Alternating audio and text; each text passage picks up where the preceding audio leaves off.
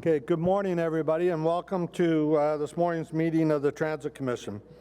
Just to take a moment to explain why we are meeting today, it's because the Commission last met almost a month ago, and because no regular meeting has been scheduled until February of 2020, I called for a special meeting for today so that the General Manager could give us the latest update on the LRT Confederation line and the bus service since we last met. As you may remember, at the Transit Commission's last meeting on November 20th, we received a similar update from Mr. Manconi, although I'm happy to tell you today's will be shorter. At that time, the Commission also approved a motion to add these updates to all regular Transit Commission meetings until such time as they're no longer required, without needing to waive the rules of procedure to add them to the agenda. Today, we will receive the presentation from Mr. Manconi, followed by public delegations, and members can then ask questions of the delegations, and following this, we will have questions of staff. I would remind members that because this was called as a special meeting, this will be the only matter for the Commission's consideration at today's meeting. If members have any notices of motion or inquiries, they may introduce them at the end of the meeting prior to adjournment. So to begin, are there any declarations of interest on the Commission? Seeing none, we will proceed with the update. Mr. Manconi, the floor is yours.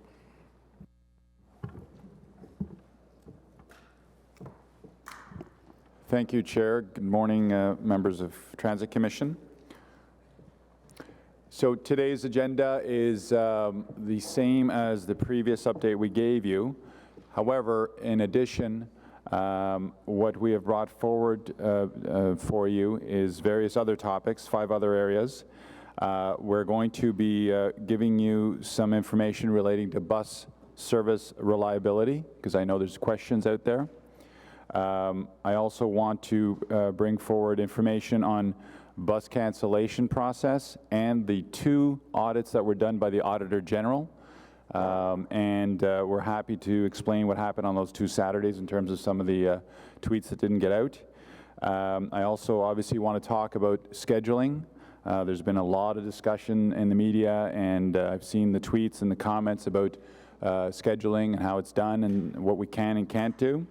I also want to talk about the upcoming bus service changes where we have invested reliability and recovery time, which has been a topic of discussion in the last 7 days. And I also want to get some of the misinformation that's out there on when we knew about Parliament and what we knew and didn't know and all those things. And of course, we will stay here all day if you like to answer any and all questions and get clarity on any information that's out there that you need from us. So in terms of rail service, I'm very pleased to advise that rail service is improving significantly with fewer disruptions, providing much more reliable service for our customers. I'm sure you've seen and experienced that or felt that in terms of what's going out there. We're continuing to work on those 4 rail-specific areas, the train control monitoring system. You're going to hear from Troy that we had 0 occurrences of that, so the containment software is working well. We're continuing to look at the VOBC issues, the vehicle onboard controller, door operations. We've got lots of information for you, and you're going to get you're going to hear in the presentation. You're all getting extensive material that we need your help in pushing out and getting out to our customers, because we're still having customer doors being held. And then an update on track switches, of course. There have been improvements across all of these areas. So again, I always give RTG and RTM credit where credit is due. They are focused on it. I also want to thank this management team and all the thousands of employees at OC Transpo on all sides of the operation, because we are intensely monitoring everything that's going on out there. And you'll hear in my wrap-up that the detailed deep dive operational review has commenced with RTG. So improvements across the board.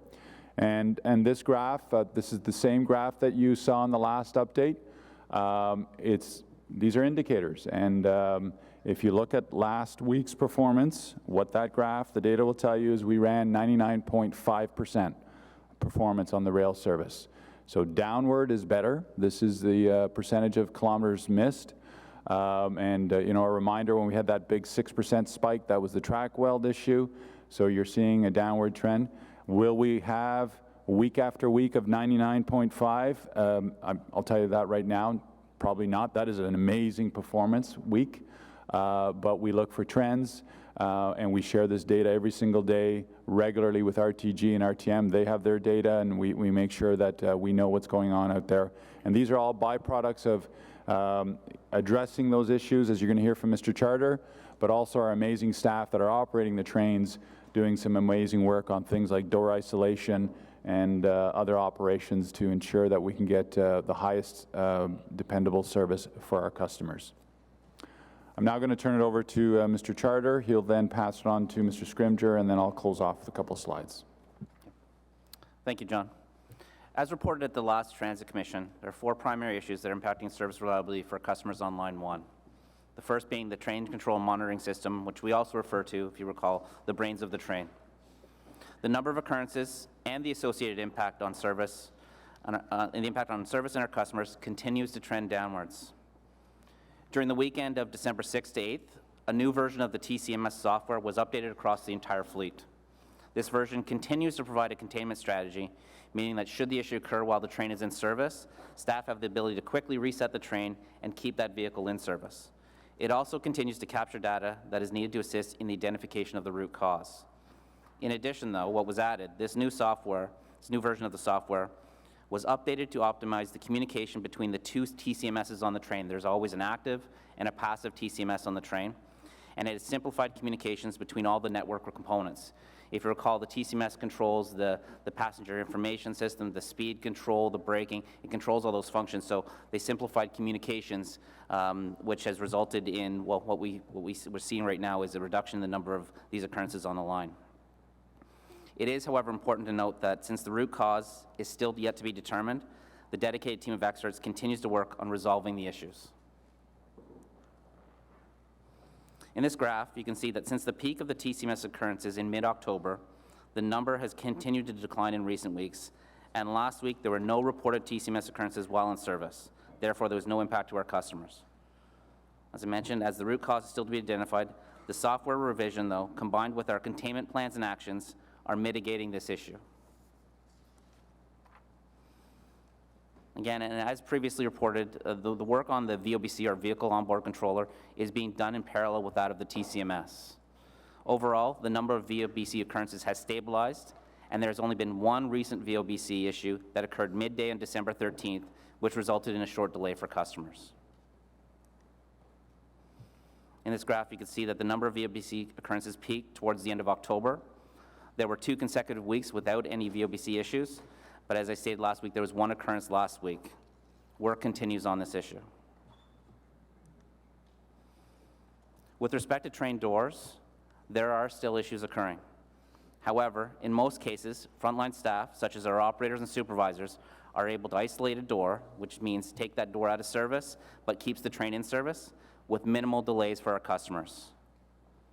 There is a specialized team that is working on engineering solutions that will ultimately improve performance by adjusting door settings while maintaining all the safety features associated with the door operation. In the meantime, staff in our control center continue to monitor station platforms and adjust dwell times as needed. As well, as a number of door occurrences continue to be a result of customers holding doors, I'd like to take the opportunity to remind everyone to not hold doors. It is unsafe and can create delays for all customers. We will also be sending, as John mentioned, a communication package on door operations to Council and members of the Transit Commission following this meeting. As you can see in this graph, the number of door-related delays has fluctuated from week to week. However, recently we have started to observe a positive trend. Prior to December 2nd, the majority of door-related incidents caused a delay of greater than 5 minutes was very common. With the technical adjustments to the door mechanisms, staff now have a greater ability to respond and rectify a door issue and minimize the service impact. As such, effective the week of December 2nd, we are now tracking both the number of door occurrences as well as the impact that issue has had on our service. Looking at the week of December 2nd, there were 2 door-related issues that created delays greater than 5 minutes for our customers. The week of December 9th, while there was an increase in the total number of occurrences of 5, there was only 1 incident that resulted in delay greater than 5 minutes. And as I previously mentioned, the specialized team continues to work on a permanent engineering solution to reduce the number of door issues, the number of door occurrences on the line. With respect to track switches, on December 5th, a non-communicating switch at Blair Station impacted operations just after the morning peak period. R1 replacement bus service was put in place between St. Laurent and Blair stations for approximately 40 minutes, while rail service on Line 1 continued from Tunney's Pasture to St. Laurent Station with minimal delays.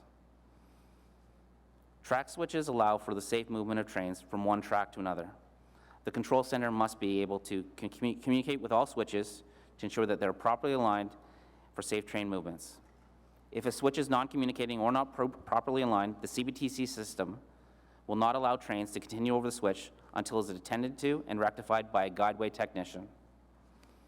As track switches are a critical component of the railway, RTG and RTM have dedicated guideway technicians that are stationed at the terminus stations, both Blair and Tunney's Pasture, during peak periods. As well, during inclement weather events, RTG deploys additional resources to monitor and attend both to the switches and the switch heaters. Overall, the number of switch occurrences are trending in the right direction, with the peak being in mid-November.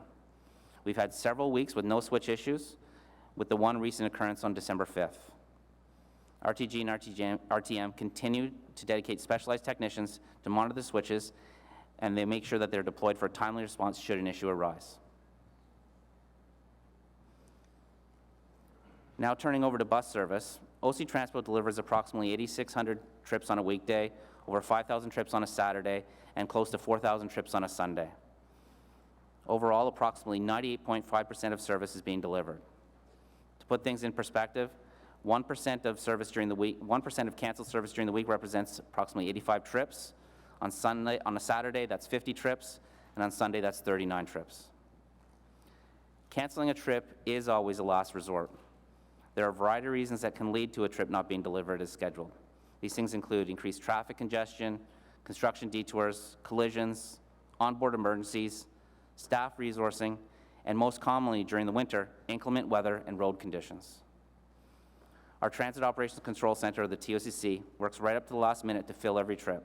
Staff work to replace or reallocate bus operators and buses to fill trips that are at risk of not being delivered. The TOCC staff deploy standby resources that are required to prevent or mitigate gaps in service when problems arise. The goal is always to minimize any impact for our customers. We understand that even one missed trip can be felt, and we endeavor to cover all trips.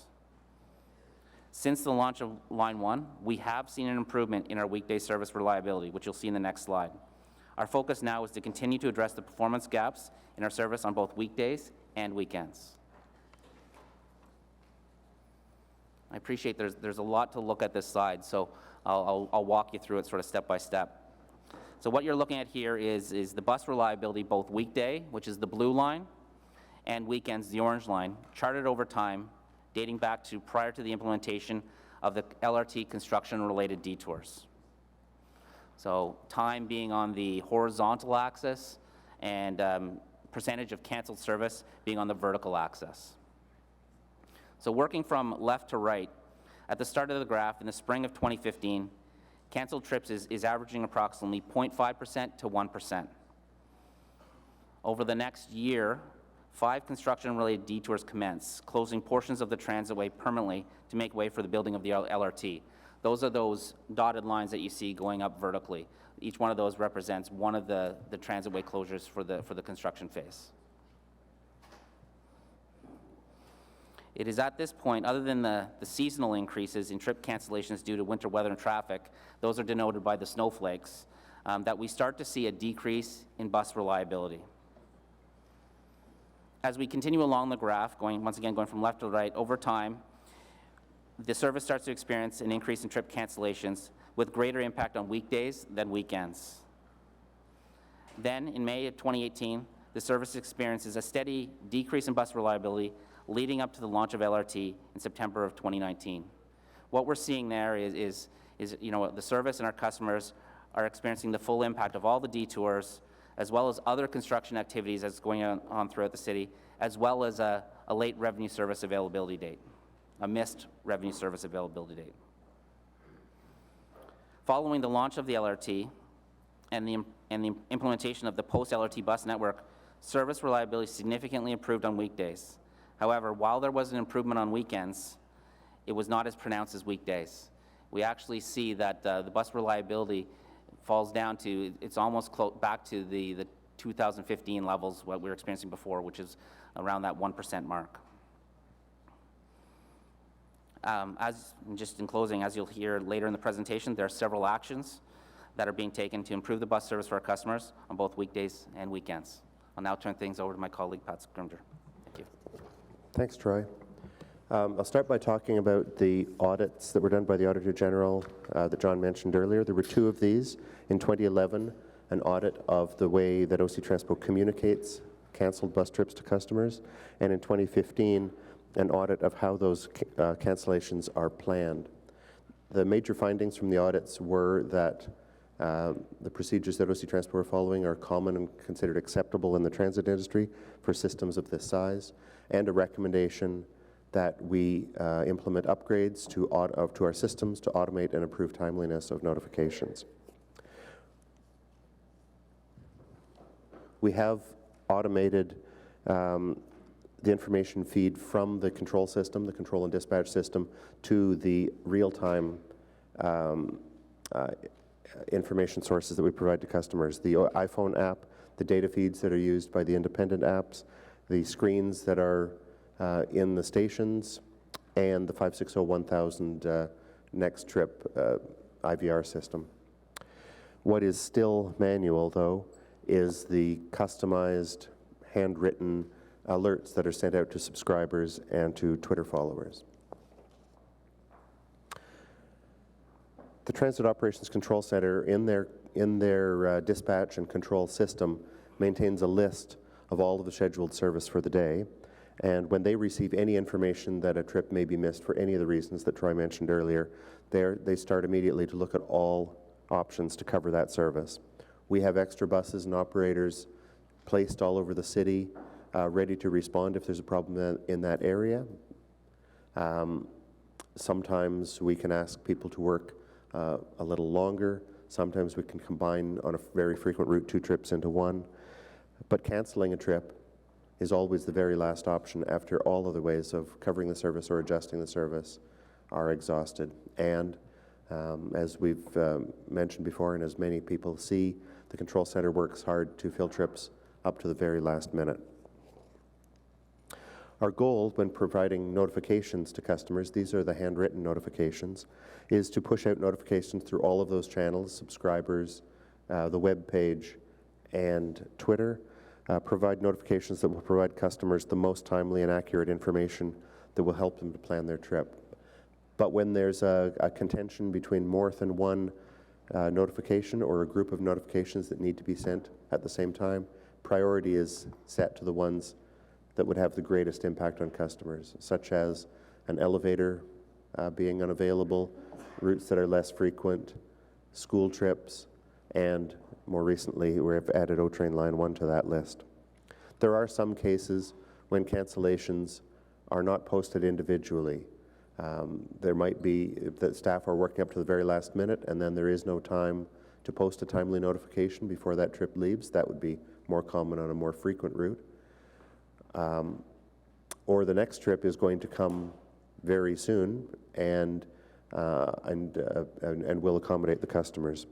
But I want to remind you that the notifications, that the absence of a trip, a canceled or missed trip, is always reflected directly, once it's in the control system, directly onto the real-time information sources available to customers. So while there may not be,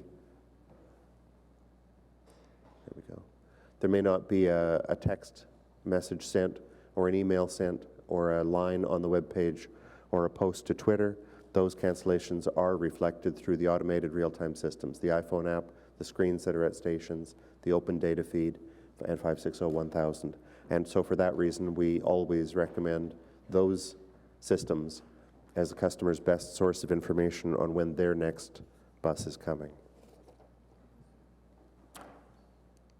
We recognize that canceled trips have an impact on our customers, of course, and we understand how frustrating it is, and that's why we work very hard to both fill every trip and to let everyone know, if we can, the details of what has happened. As Troy mentioned earlier, we're working diligently to minimize the cancellations and to increase our ability to do those communications out on alerts or Twitter tweets. As Council approved in the 2020 budget, there's additional staff resources that will be available in 2020 to give us more capacity in the customer service center, which will support live information going to customers, including the notification and alert channels. We're recruiting and hiring more bus operators in 2020 to provide the increased reliability of service that Troy's been talking about, but also the increased quantity of service that Council has approved in the 2020 budget. And the Control Centre continues to monitor, respond, and react and feed information directly to their colleagues in the Customer Service Centre. I want to talk next about an update on the standby buses that we have available to run as R1 replacement bus service if there's a problem on Line 1. We started those on December 2nd. There's 20 buses, which were initially all assigned to standby at the baseball stadium. After a couple of weeks of experience with those, and very little use of them because of quite good reliability of the train service during those weeks, we've modified our plans a little bit, and we've now spread those buses across the city so that they're more able to react quickly in the right direction for a problem that occurs in a particular area. And of course, the buses would all move, but this just gives us buses closer to where an interruption in service might occur. So in the morning, we now have buses standing by on Bayview Station Road, on the Transitway at Westboro Station, just west of Westboro Station, at Herdman Station, still some at the baseball stadium, and also some at Blair Station. And in the afternoon, we have them at Bayview Station Road, the baseball stadium, Herdman Station, and Saint Laurent Station. These are set up so that they're ready to provide inbound service first in the morning and service away from downtown first in the afternoon. Our staff are also working on protocols to allow the buses that are standing by to be shut down to minimize idling when the temperatures permit. Now I'd like to talk a bit about the upcoming bus schedule changes and service changes. These all begin on Sunday, January 5th or Monday, January 6th.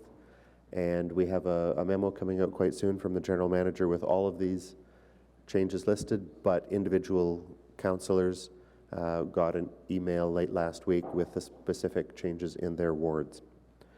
These include all of the additional buses that were deployed in November, the beginning of the rollout of the new buses and the new funding that was approved in the 2020 budget. They're concentrating primarily on service reliability and service capacity, guided by the priorities that were identified by councillors in our discussions with you, and also backed up by data and by information we've received and you've received from customers.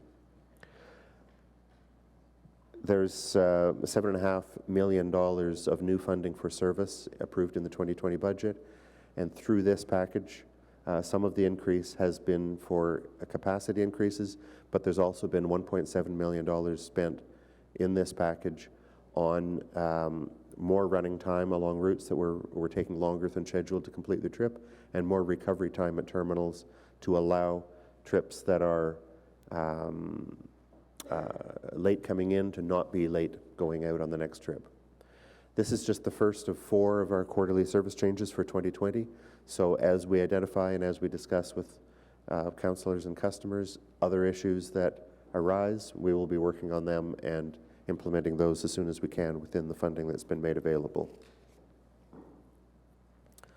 Troy mentioned earlier our customer communications about train doors, and that we're sending and a communication package, really a copy of all the information that's out there for customers to members of council and the Transit Commission today. The communication campaign continues. The key message is, and has been for years, on line 2 and now on line 1, everyone is held up if the doors are held open. Those posters have been up at stations since the line opened. We've increased the number of, we've increased the visibility of that by some things I'll show you in the next few pages, more impressions of that on the internet, more outreach by our O-Train ambassadors in the red vests to remind people when they're on the platforms. And we're working on new communications that I'll show you over the next few pages. So first is on the left, the poster that is in every station or in most stations and on every train, inside the train, that reminds people that everyone is held up if the doors are held open, that holding the doors open is unsafe and can lead to delays in service. We added to that in October the hanger, the cardboard hanger that we put all over trains for a few days. That was on the right to deliver that message more directly to people. We're working on new, larger warning stickers on the inside and outside of train doors. Right now there's a small sticker that's been in there since the train opened. We're replacing it with a larger one with a very clear messaging. Do not hold the doors. It is unsafe and causes delays.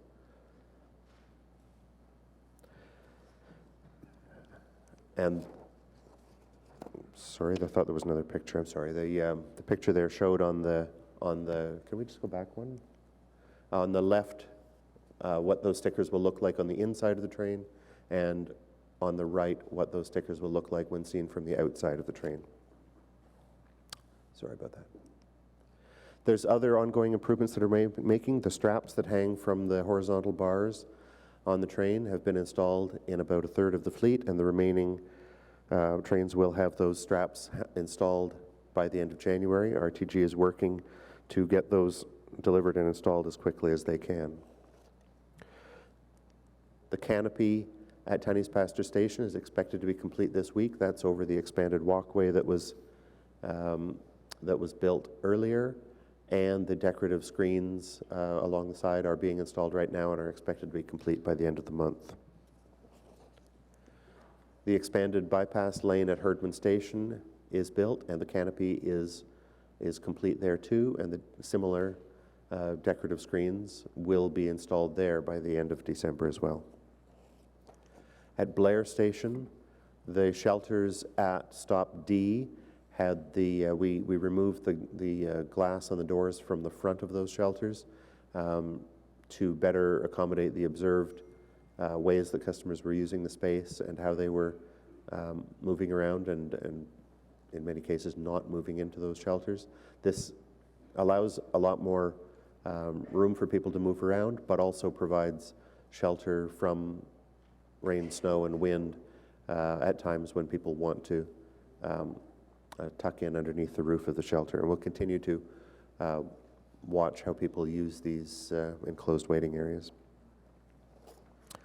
We've installed platform markings to remind people to stand back from the doors, don't crowd the door, let people off the train first, stand back and wait for the doors to open and for everyone to get off before you move on. Those are installed at 6 stations now, and we're continuing to install them, but it's very dependent on the weather. The surface needs to be at a certain temperature, and the surface needs to be dry.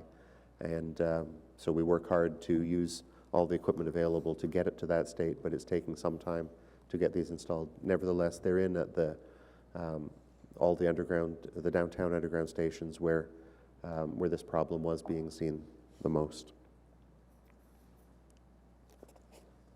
Other improvements that are ongoing, the anti-slip coating has been installed by RTG on the stairs at Parliament Lion and Rideau stations, and RTG is continuing a system-wide review and applying that coating as necessary. We're continuing to follow the odor at Parliament Station. That odor was reported by customers right away in September after the line opened. City and RTG investigated many possible root causes, and thought at that time that it was leaking, liquid that was leaking into an escalator pit and a broken sump pump. In October, RTG repaired that leak and the sump pump, and applied some deodorizer to help resolve the smell, and also to resolve the smell from the grouting that had been used to fill the leak. But the smell has continued from time to time. In parallel, in August, through a routine inspection, the city had discovered a sewer line some distance away from the station, 100 meters away, closer to Bank Street, had been punctured by a rock bolt that was part of the construction of the tunnel. These bolts were drilled through the rock to stabilize the rock in 2015, and the tip of that had penetrated into the sanitary sewer pipe sometime in 2015. There's no record of anyone having noticed those smells, the smells that we are unfortunately familiar with now, during the construction period when Parliament Station was being built and being fitted up. Nevertheless, RTG, of course, is engaged to develop a plan to rectify that damage. So in November, as you know, the foul odor continued to be reported, but the smell seemed to be dissipating over time. And even though the sewer line still has that puncture in it. The repair of the punctured sewer line did start once traffic plans and noise exemptions were received, and that's being done largely overnight. That work started in November and was completed on December 13th, and we continue to monitor the smell at this location. I'd now like to hand you back to John Manconi. Thank you, Pat, Troy. And in closing, Mr. Chair, the detailed operational review that we talked about at FEDCO has been initiated. So that's in addition to the oversight that we had. So we've moved forward on that.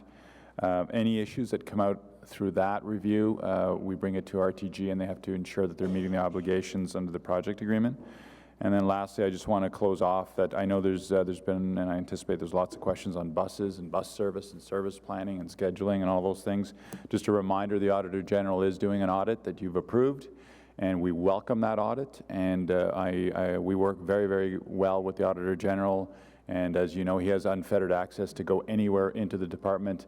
And I can tell you that Mr. Scrimger, well, this whole management team welcomes that audit, and will certainly bring forward any improvements or issues that we need to work on. And not sure when that audit commences, but that will certainly help us all in terms of concerns or areas of discussion in this space. Thank you, Mr. Mayor. Happy to take, Mr. Chair, happy to take any questions. Thank you very much, Mr. Manconi. We'll go to delegations first, and I'm starting a list here of commissioners that have questions. Mr. Jan Lamb, please. Thank you. Come on up.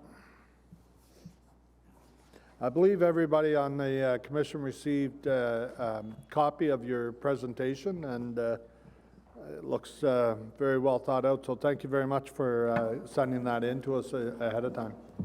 So,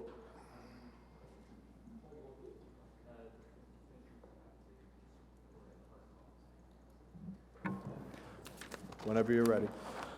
Morning. Thank you for allowing me to speak.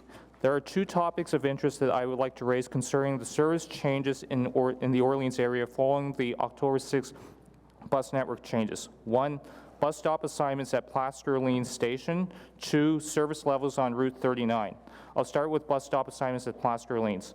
Prior to October 6th, any customers wishing to travel west to Blair Station and beyond would wait at stop 2A, what was then routes 91, 95, 103, and 104.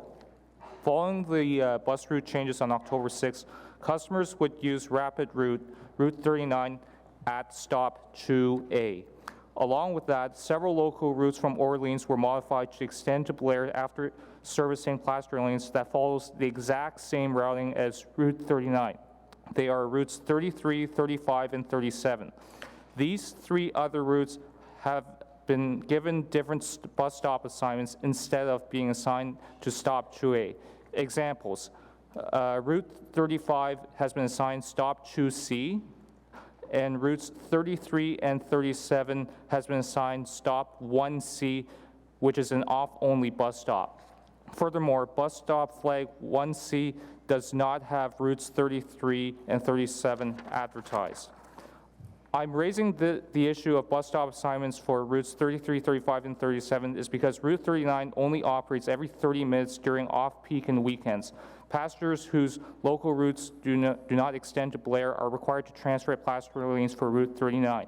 Given that Route 39 only operates at 30-minute service during off-peak and weekends, if there are any other routes that shows up at Plaster Orleans Station that continues to Blair, such as routes 33, 35, and 37, users will take it. As a result, the current bus stop assignments at Plaster Orleans, I have seen customers that would have been waiting for a Route 39 Blair at stop 28 frantically running to stop 2C whenever Route 35 arrives into Plaster Orleans.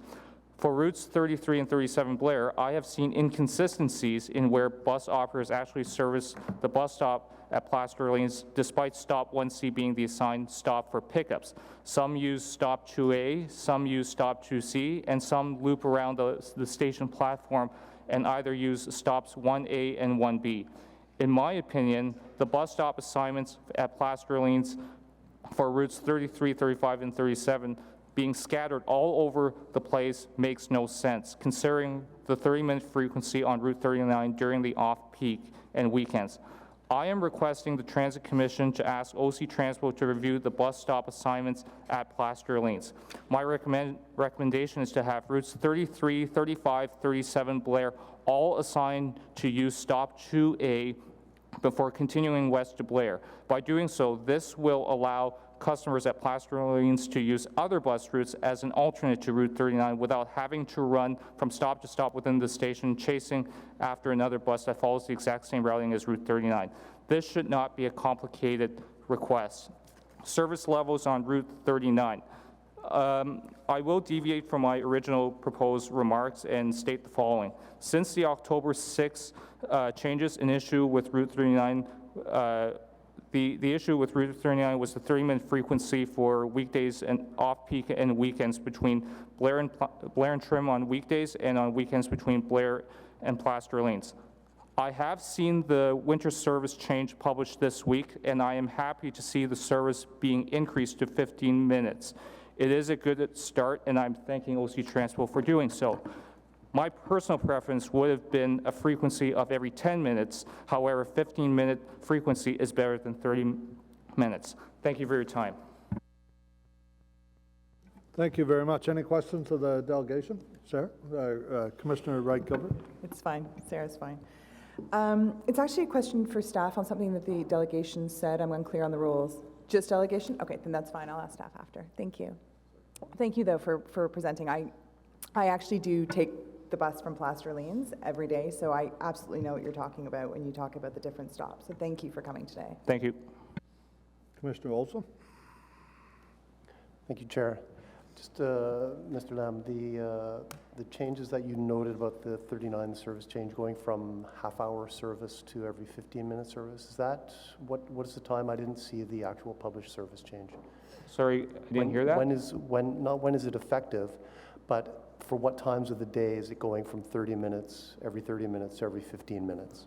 Well, according to the service change, it would be during the off-peak, so outside of rush hour. I understand they'll continue running frequent service during the rush hour, but during the off-peak, the frequency increased from 30 to 15 along certain sections between Blair and Trim during the weekdays and between Blair and Plaster Orleans during the weekends, while maintaining the existing 30-minute service to and from Millennium. That's what I understand. Okay. Yeah. Thank Okay. you. Mr. Scrimgeour, do you want to add anything to this? Because I believe you're working on something like this for Councillor Luloff on these routes. Yes, Mr. Chair, the point about an opportunity to improve the stop assignments at Plaster Orleans Station is something we're working on. And we haven't got our plan finalized yet. We're looking at a number of aspects, many of which are the ones that Mr. Lamb mentioned. And as we've just talked about, and as as we'll have available to everyone in the memo. We've got major service increases on Route 39 that follow the initial observations of how things were working once the network service change came into place in October, and the priorities that were set by the councillors. So we've got an earlier westbound trip in the morning. We're increasing westbound service in the morning rush hour from every 7 to 8 minutes to every 6 minutes. Eastbound service leaving Blair Station from every 7 to 8 minutes to every 6 minutes. And as Mr. Lamb mentioned, increasing service from every 30 minutes to every 15 minutes, eastbound in the morning, westbound in the afternoon, through the midday evening, Saturdays and Sundays. We're also making other adjustments to make sure that the scheduled running time along the route is appropriate, and that there's enough recovery time to make sure that trips are better able to leave on time.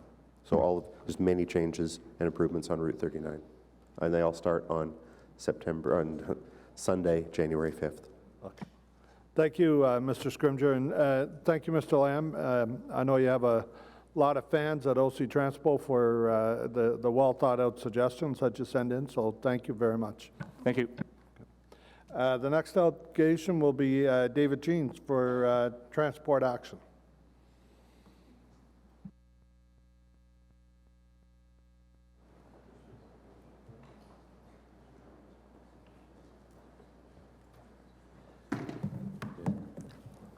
Hello, John. Yes, so thank you, Chair. Sorry I don't have a written presentation, but that's one of the consequences of responding to a verbal presentation without having seen the material before. On a positive note, I'm certainly very glad to see the improvements in availability that have been reported and the progress on some of the remedial actions. I will say that it's taken rather a long time to deal with the missing strap problem. I think this should have been anticipated. I was in Toronto 2 weeks ago, and all the new streetcars operating in Toronto, all of the new subway trains have a large number of straps installed. And I think that should have been anticipated earlier, and perhaps a way should have been found to respond to it sooner, because the consequence of that is that people are clustering close to the doors. There are lots of vertical stanchions to hold on to at the door, including that triple one that's right in the middle of the area. You want people to move away from that area and not congest the doors. That's creating problems for people who are trying to get off the trains, and I think that's one of the significant contributors to people's behavior in dealing with the doors. I did notice during the testing period that the dwell times at the stations, this is when the trains were doing the run-in prior to service, that the actual dwell times at stations were unrealistically short. And again, I think that is a significant contributor. We've been talking a lot about recovery time, particularly as it relates to bus drivers, but I think recovery time for the trains is also very significant. We've been shown by the drives in circles tweets that have come out from OC Transpo itself that once a train is delayed, because the turnaround times at the terminals are so short, only 2 minutes, it's only possible to recover at best about a minute per end-to-end trip in terms of getting the trains back on schedule.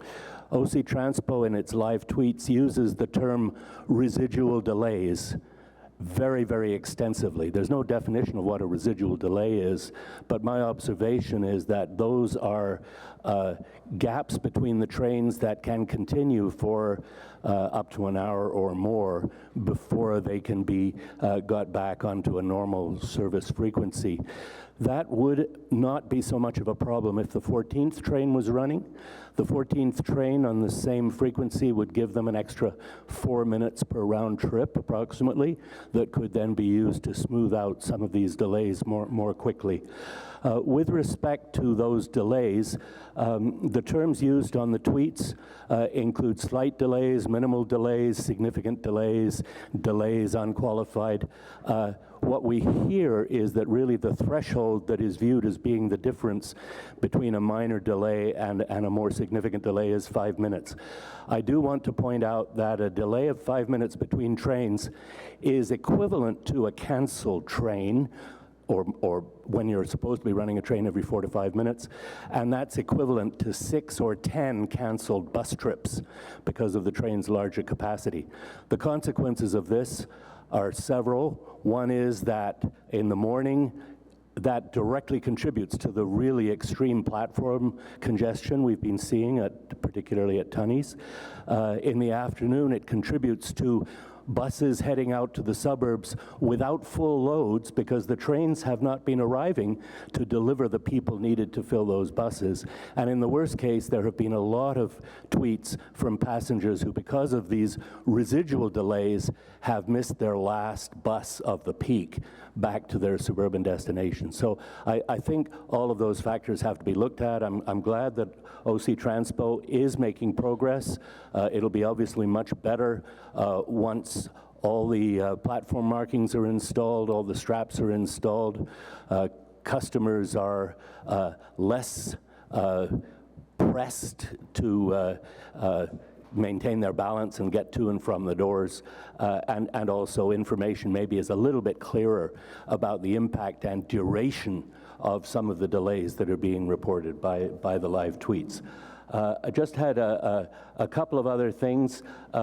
Measuring availability by the number of kilometers that the trains do during the day is not necessarily reflecting what availability is really like during the particular peak hours where it's most important.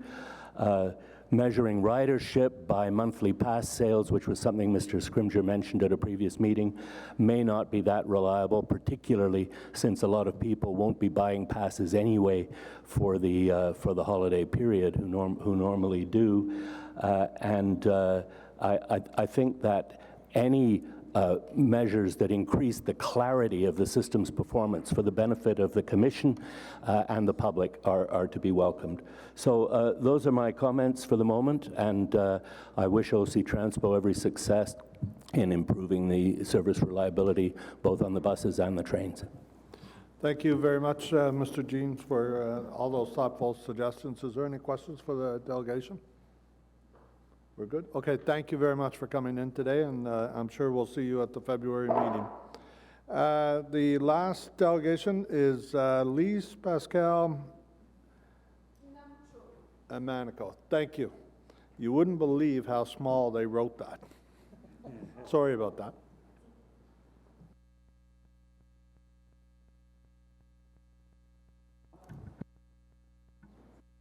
Je veux commencer par remercier tout le monde. Merci aussi Transport pour votre travail. Merci aux conseillers municipaux pour votre dédication et votre engagement. Merci aux membres de la communauté ici présents pour votre présence. Alors, je veux aussi remercier mon conseiller municipal Stéphane Blé pour son travail constant et acharné auprès de ses commettants, nous les résidents d'Orléans-Cumberland. Mais je suis ici en tant qu'un des leaders, one of the leaders of the Alliance des Burundais du Canada, Alliance of Burundians of Canada in Orleans. And I'm here to bring one of our main issues regarding transit. Et c'est à propos du service d'autobus, bus frequency et le temps d'attente entre les bus de relais.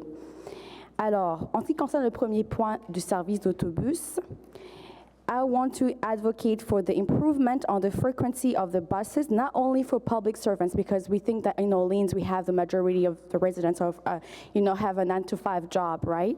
But for residents who have jobs and shifts that aren't 9-to-5, et c'est dommage que c'est la nuit que les bus sont les moins fréquents lorsque c'est là où le danger nous guette le plus.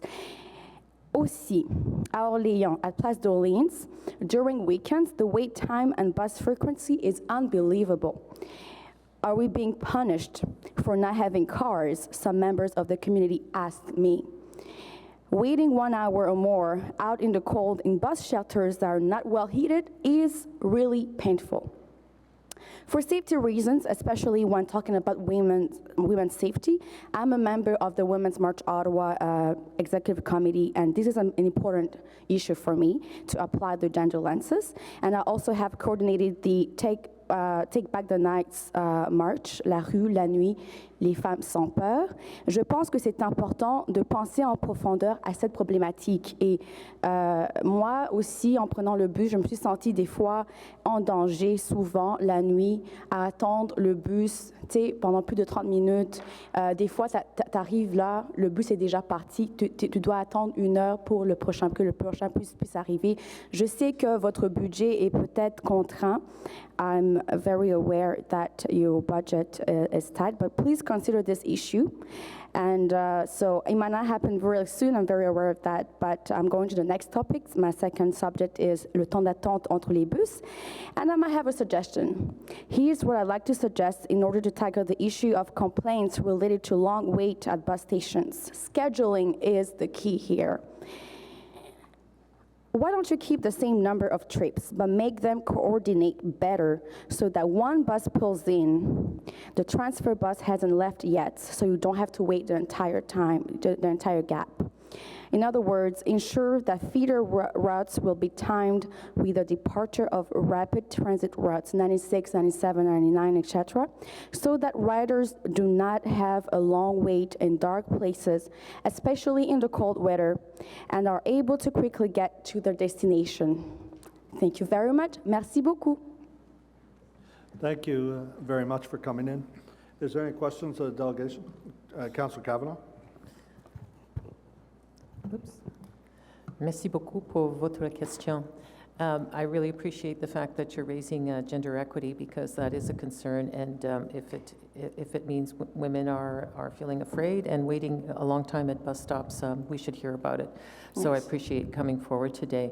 Do you think this is happening in Orleans, at the Orleans station? It's not only happening in Orleans. I think it's everywhere in Ottawa. I'm just saying in Orleans because as one of the leaders of the community, the Peruvian community in Orleans, I'm bringing up issues that were brought up to me. So I don't want to speak to all of Ottawa, but I'm very aware, sitting at committees on women's rights, I'm aware of that is a citywide issue. Okay. Yes. All right. Thank you for raising it. Merci.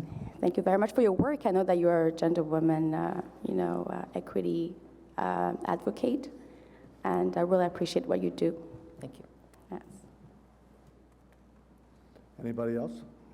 Nope. Okay, thank you very much for coming in today. Merci beaucoup. So now we'll start with questions to staff, and I've got a list already started here. So first up will be Councillor Tierney, followed by Councillor Kavanagh, followed by Councillor Brockington. Great. Thank you, Mr. Chair, and thank you very much for the presentation today, John and your team. First of all, cancellation-wise, I remember Riley and I remember last year very well. It was a living hell, and I think I brought it up several times. I'm noticing on many of the routes that were really affected last year, it is better this year. But overall, we're hearing many, many reports over the last couple of days about cancellations. I had a gentleman on Twitter named Eric. He had 90 minutes to get to work today because of cancellations. Can you provide some context and comment? Is this an annual, like Christmas, this always happens this time of the year? And if so, if that's the case, how are we going to fix it in the future? Because, holidays aside, we still have ridership, and, they need to take the bus to get to work. Yeah, we're having some very good days. We're having some challenging days, and I'll separate weekdays from weekends. And what's important to share with committee is what's causing the cancellations. And, we can all agree that if there's a storm or if there's breakdowns, mechanical issues, that list of things, everybody can accept those. And this is nothing against the operators. The operator shortage is a challenge, and I want to talk about why that is. There's multiple things that is causing that.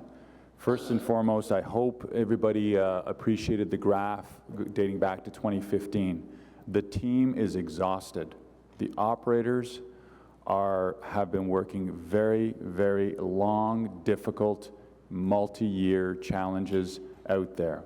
And the delay in the launch of the train was painful for all of you. Remember the route adjustments that we did and then couldn't pull them back. So for every one of those moves, it's exponentially more stressful for those operators because remember, we've put out a bunch of mitigation measures, overtime, giving up vacation. By the way, CFRA just posted something. We're doing even more of that for the new year, which speaks to the second part of your question, Councillor. What are we going to do to prop up the operation? So why are we short drivers? You can put out as much overtime as you want right now. People are exhausted.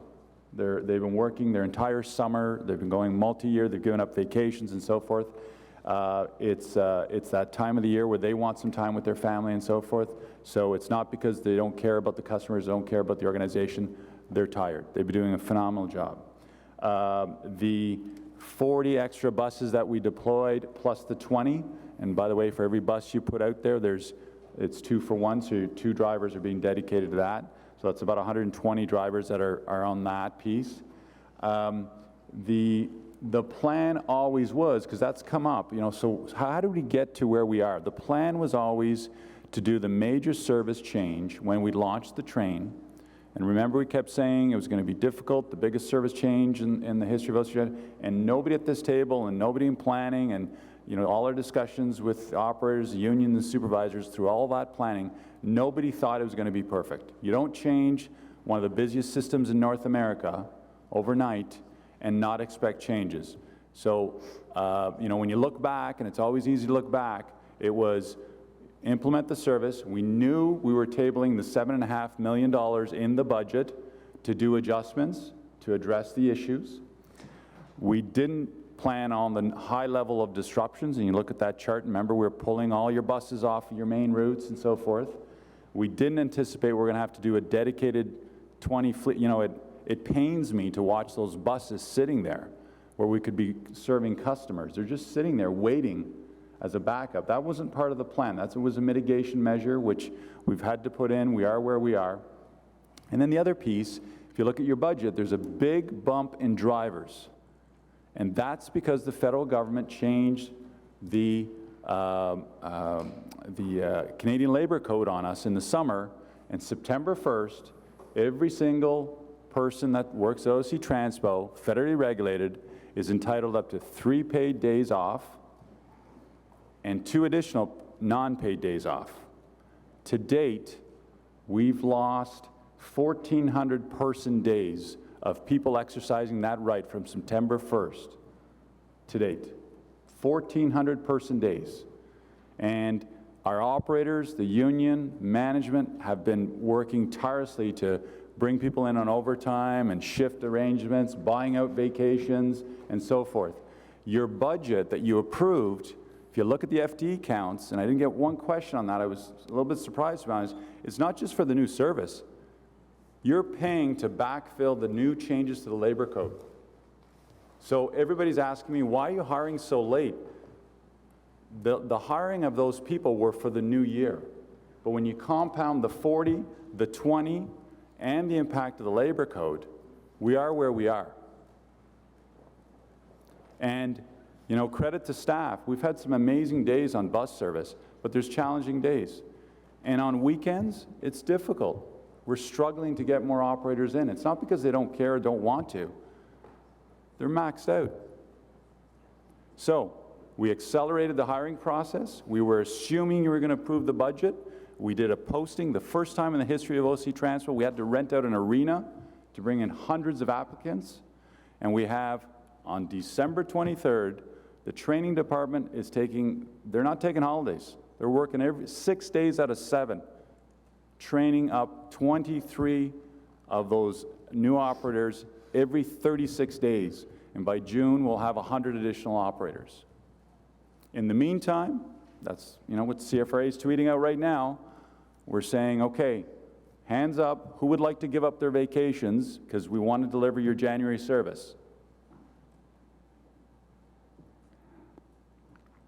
So thank you, John. It's the perfect storm, and it's not excuses. I'm just putting it all out there. And on recovery time and the piece for the employees, you saw the $1.7 million investment. And you know that, if you want to get into that piece, that's all about the contract, the binding arbitration that we have and how that works. And you know, we're hearing about, well, more recovery time, more frequency of service. So as I said in my interview, it's not a bottomless pit. I'd love to solve everybody's issue, but it's fares, taxes, or service. Well, clearly you're passionate about it, and I understand that. And so just again, real quick, compared to last year, I remember last year we had a lot of issues, and I think it was more about the fact we were getting to the point of light rail. We weren't there yet. And there was a lot of cancellations. There was people calling in sick. There was, from my perspective, they were concerned that they were losing their jobs, so they were cashing out as many days as they could, because back then we were going to lay people off. This year, it's a little bit different. We have the certainty. We know we're keeping people on. Are people calling in sick? Or are people just, like you, I think you've explained it well, people are exhausted. We can't have this next year, so how do we better prepare? How do we give you the tools? Do we have to go back and say even more FTEs are required to be able to solve these issues?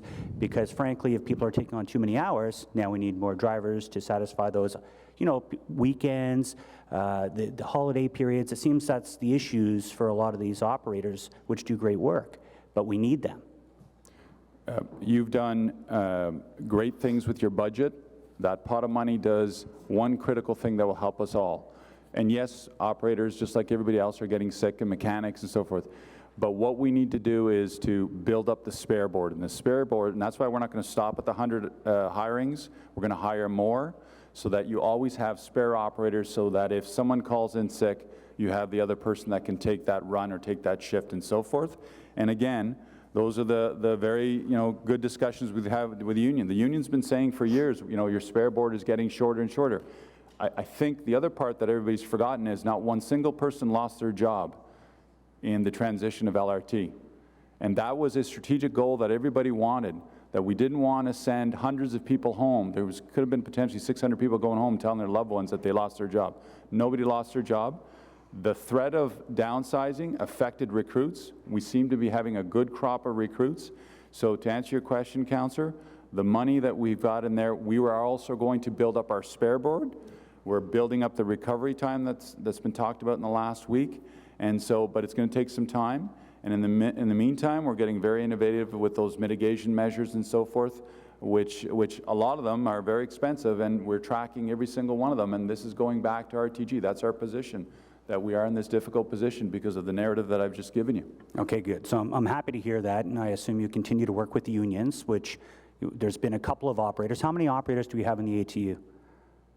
There's about 1,500. Okay, so out of the 1,500, and we have a few that are coming forward now, and there's fear of reprisal, all that sort of stuff. I get that.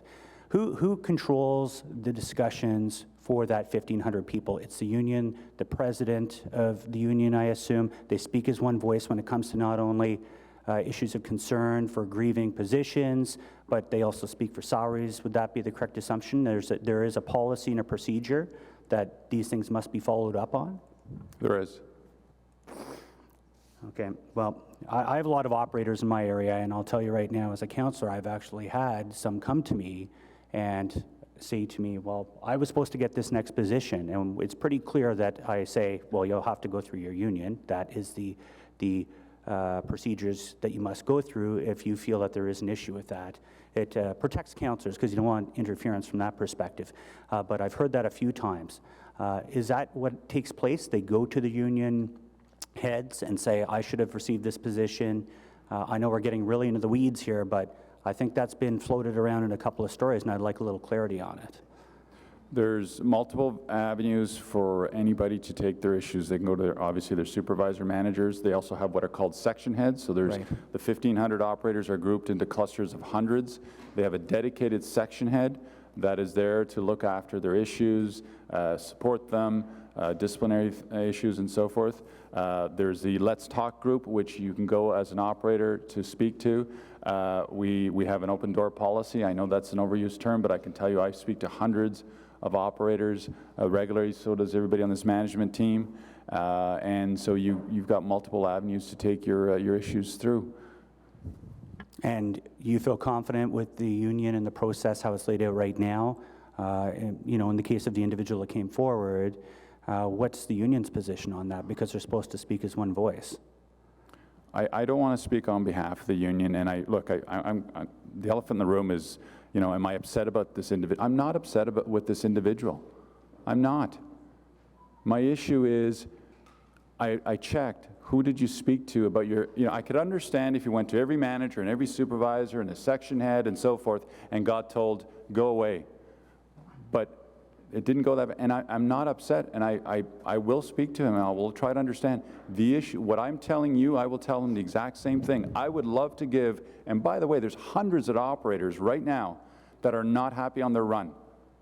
They would love to have more recovery time. There's also hundreds that have great recovery time, and by the way, seniority rules, and you can bid for those jobs. Right.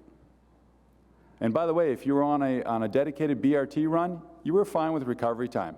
If you operate the 6, Councillor Menard, you're late the minute you start. Your recovery time is not very good on the 6. There's a bunch of those routes, and it's a very difficult job. We tell them all this. If you're the junior operator, there's going to be a few years where you're not going to have the best run.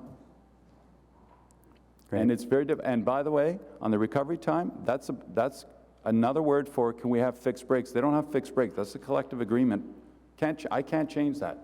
And I encourage people to look at the arbitration ruling from that horrible 51-day strike. It was lose-lose. I remember it quite clearly. So on that note, I'll leave it at that. I think there's an appropriate process in place. Sure, some people might not like it, but it's the one they agree to, just like I don't want to negotiate salaries individually with operators. I think we have to allow those policies to really take hold. I'll switch gears for a second here. Light rail. We had this discussion last meeting about now we're getting in the off-peak. You see the students, they're finishing exams, they're tooling down. Government workers, let's face it, are all calling in sick Friday, except for Sarah. But that being said, you'll notice the loads are decreasing. I've seen it. I've been on the train and the bus quite a bit lately. They're slowing down. Are the trains still running full steam ahead with RTG like they're the real world? So we can keep the testing going during that, I'm saying 2 to 3 week period when it's lighter loads. We want to get those bugs worked out now. Are they still running full steam ahead? Are you speaking about the additional trains, Councillor? I'm talking about our Line 1 service and making sure it's running like it's a business week work day with all the trains connected, with all the carts out that we usually have out, not slowing down for the holiday schedule. I asked that last time, and it seemed that was the case. They were going to keep going full steam ahead, not taking a break for the holidays, because our ridership needs this system in January, and it'd be better if it comes back that much better. Absolutely, Councillor, and it's full schedule. There's the adjustments for the holiday periods, but no, there's no changes to the plan. Great. I'll keep my next couple of questions super brief because I'm hogging all the time here, but short story is there was a report of doors falling off to the operator cab in one of the trains. I assume that's not the exterior doors. This is the interior plastic doors, and maybe you can explain what happened there. Yes, Mr. Chair. It was one of the interior doors. It was one of the interior doors to the operator cab. We have been able to look into it and what happened. It's been the first occurrence. We were able to confirm through the CCTV camera footage that it appears that there was a group of individuals, a couple of them appear to be intoxicated and fell quite hard into that door. But it was an interior door inside the train, and that's what caused it to break. So when the operator went to open the door next, that's when it came off its hinge. Oh, okay. And they are just little plastic doors, which is fine, and we assume there's enough security for the operators with those little plastic doors? Yes, I mean, they're specifically designed for this purpose. They are very robust. It was actually a very, very hard hit on that door, and as I said, so far it's been an isolated occurrence. Okay. So there was also talks, there was an 8-hour delay from one of the reporters mentioned that. I'm just curious, what kind of delay happened because the door broke? Like, was the train disabled and it just had to stay there? Mr. Chair, I don't know all the specifics to it, but there was a delay in that the train wasn't able to continue in service with passengers. Okay. So we would have left the train at that platform. I believe it was Blair Station at the time. Yeah. We would have left it there until there was an appropriate time to take it off. Now, customers at that station would have been asked to get off that train and board the next one, which would have been a couple minutes later, 3 to 4 minutes later. That train may have sat there for a period of time until we removed it, but there wouldn't have been any further impact to service other than that initial delay from customers having to transfer from one train to another. Great, thank you. So I have two quick questions because I'm getting the hook here from the chair. The R1 service, just to confirm, it is now stopping at Searville and when it's been in use at this point? Yes, it would. I think it's only run once since that change was made, however. Okay, great. And again, I want to thank Pat. We've had a couple of great discussions about using Searville Station where there's currently no buses. And the R1 service is the first test of it, which I think the R1 ridership will enjoy. It's much more comforting not have to walk 800 meters. But I want to thank you for working with myself and Councillor Dudas at possible opportunities which we consult with the public. We're not going to change anything, where we can make use of that Searville platform for 2 or 3 routes to make it a little more effective and release the crush of people at Blair Station. My super last question is related to e-wallets. It used to be set to about 2-hour time windows in the past. Now it's reduced to 1.5 hours. I'm just wondering, have we noticed any impacts on that? Because, you know, I see somebody that had a 90-minute delay today. If it gets into 91 minutes and, you know, they're outside the fair paid zone and they have to tap again, have we experienced any challenges with that? Is that something we have to review and maybe put it back to 2 hours? Mr. Chair, it hasn't ever been 2 hours in Ottawa. It's been 90 minutes since that policy was adopted in the, I'm going to say, the late 80s. Okay. It's 90 minutes most times a day. It's 105 minutes, so an extra quarter hour evenings and I think Sundays. I don't remember the detail.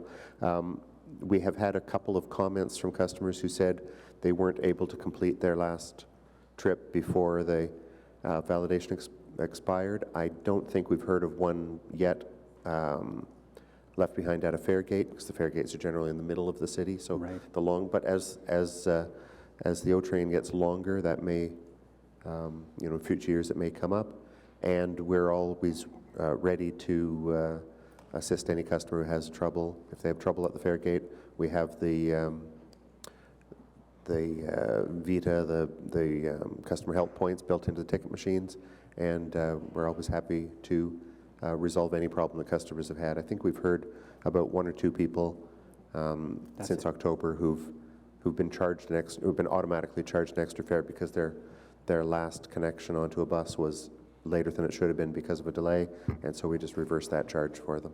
Great, thank you very much. Thank you very much, Councillor Tierney. And I think we should acknowledge that after all that discussion about the union, I think we should acknowledge that the President of the Union's here in the room today and has been a full partner with Mr. Manconi and his team in working out a lot of these issues. And so on behalf of the Commission, I want to thank you for your work on that. Councillor Kavanagh. Thank you very much. And first of all, I want to thank you for all your efforts in attacking these issues that keep coming up. It is a new train system, and it was bound to have bumps, and it did. And I see that they're getting looked into. I would have recommended perhaps maybe more of an overlap with the bus service, but it is what it is. It was just 3 weeks, and so therefore it took people just didn't get used to it fast enough, and hence door problems and stuff. I wanted to ask you about this labor code change, which came into September 1st.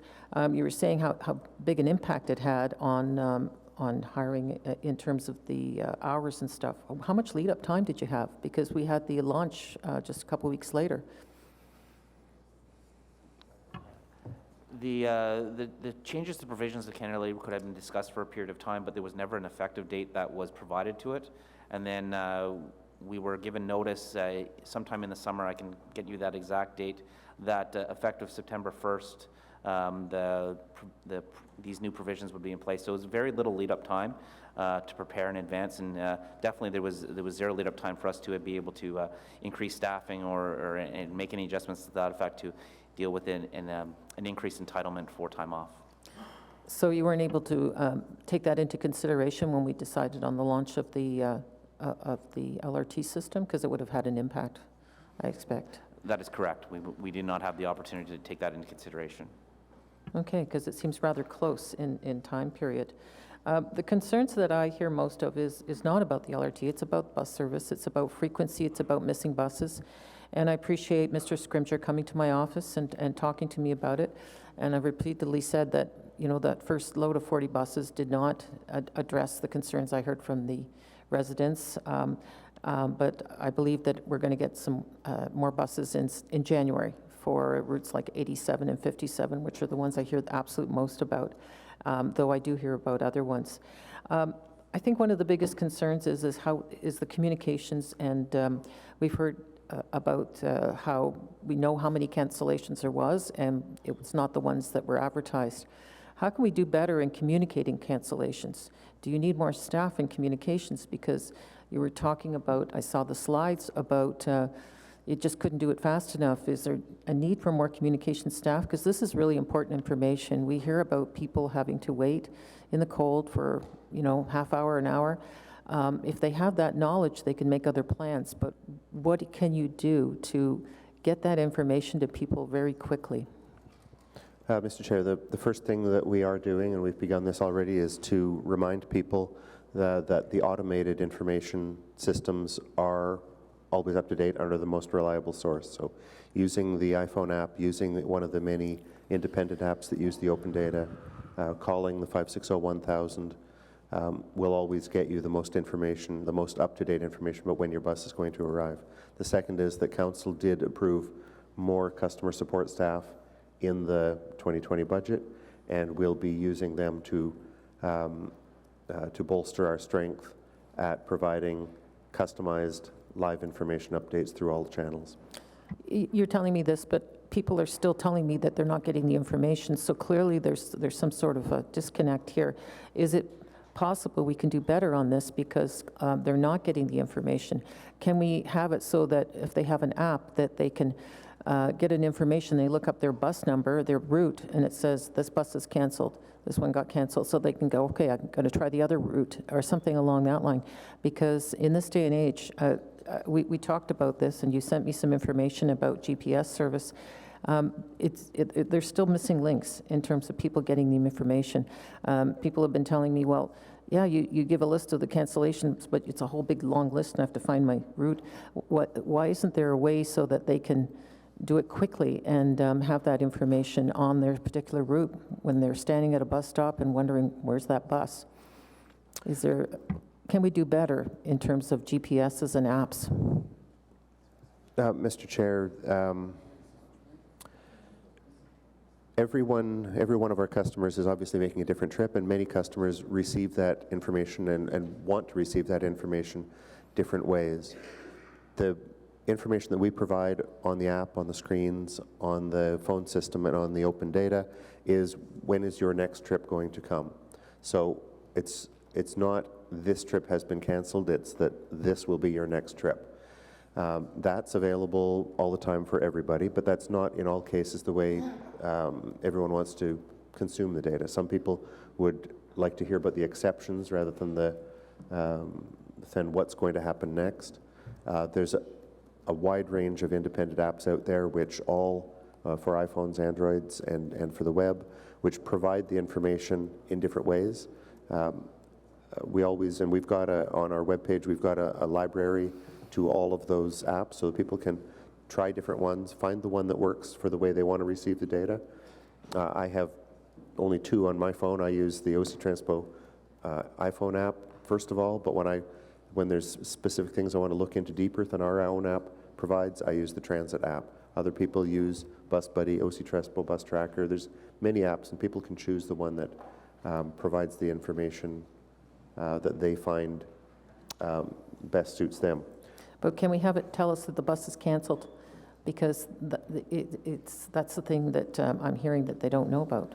That's the one thing that is still sent manually, and that's what we do through our email subscription, our text subscription on the web page, and also through the two Twitter accounts, OC Transpo Live and OC Transpo Direct. Like I said, that they're getting a stream of information. can they get something more immediate where they're standing at a bus stop and they're looking for their bus and they can tie it in right away on an app? Is that possible? For the most part, that information is all available. Okay, I guess there's still a disconnect because that's not what I'm hearing. People are not getting the information fast enough. I'll move on to information about absenteeism. Clearly, there's issues if there's missing buses.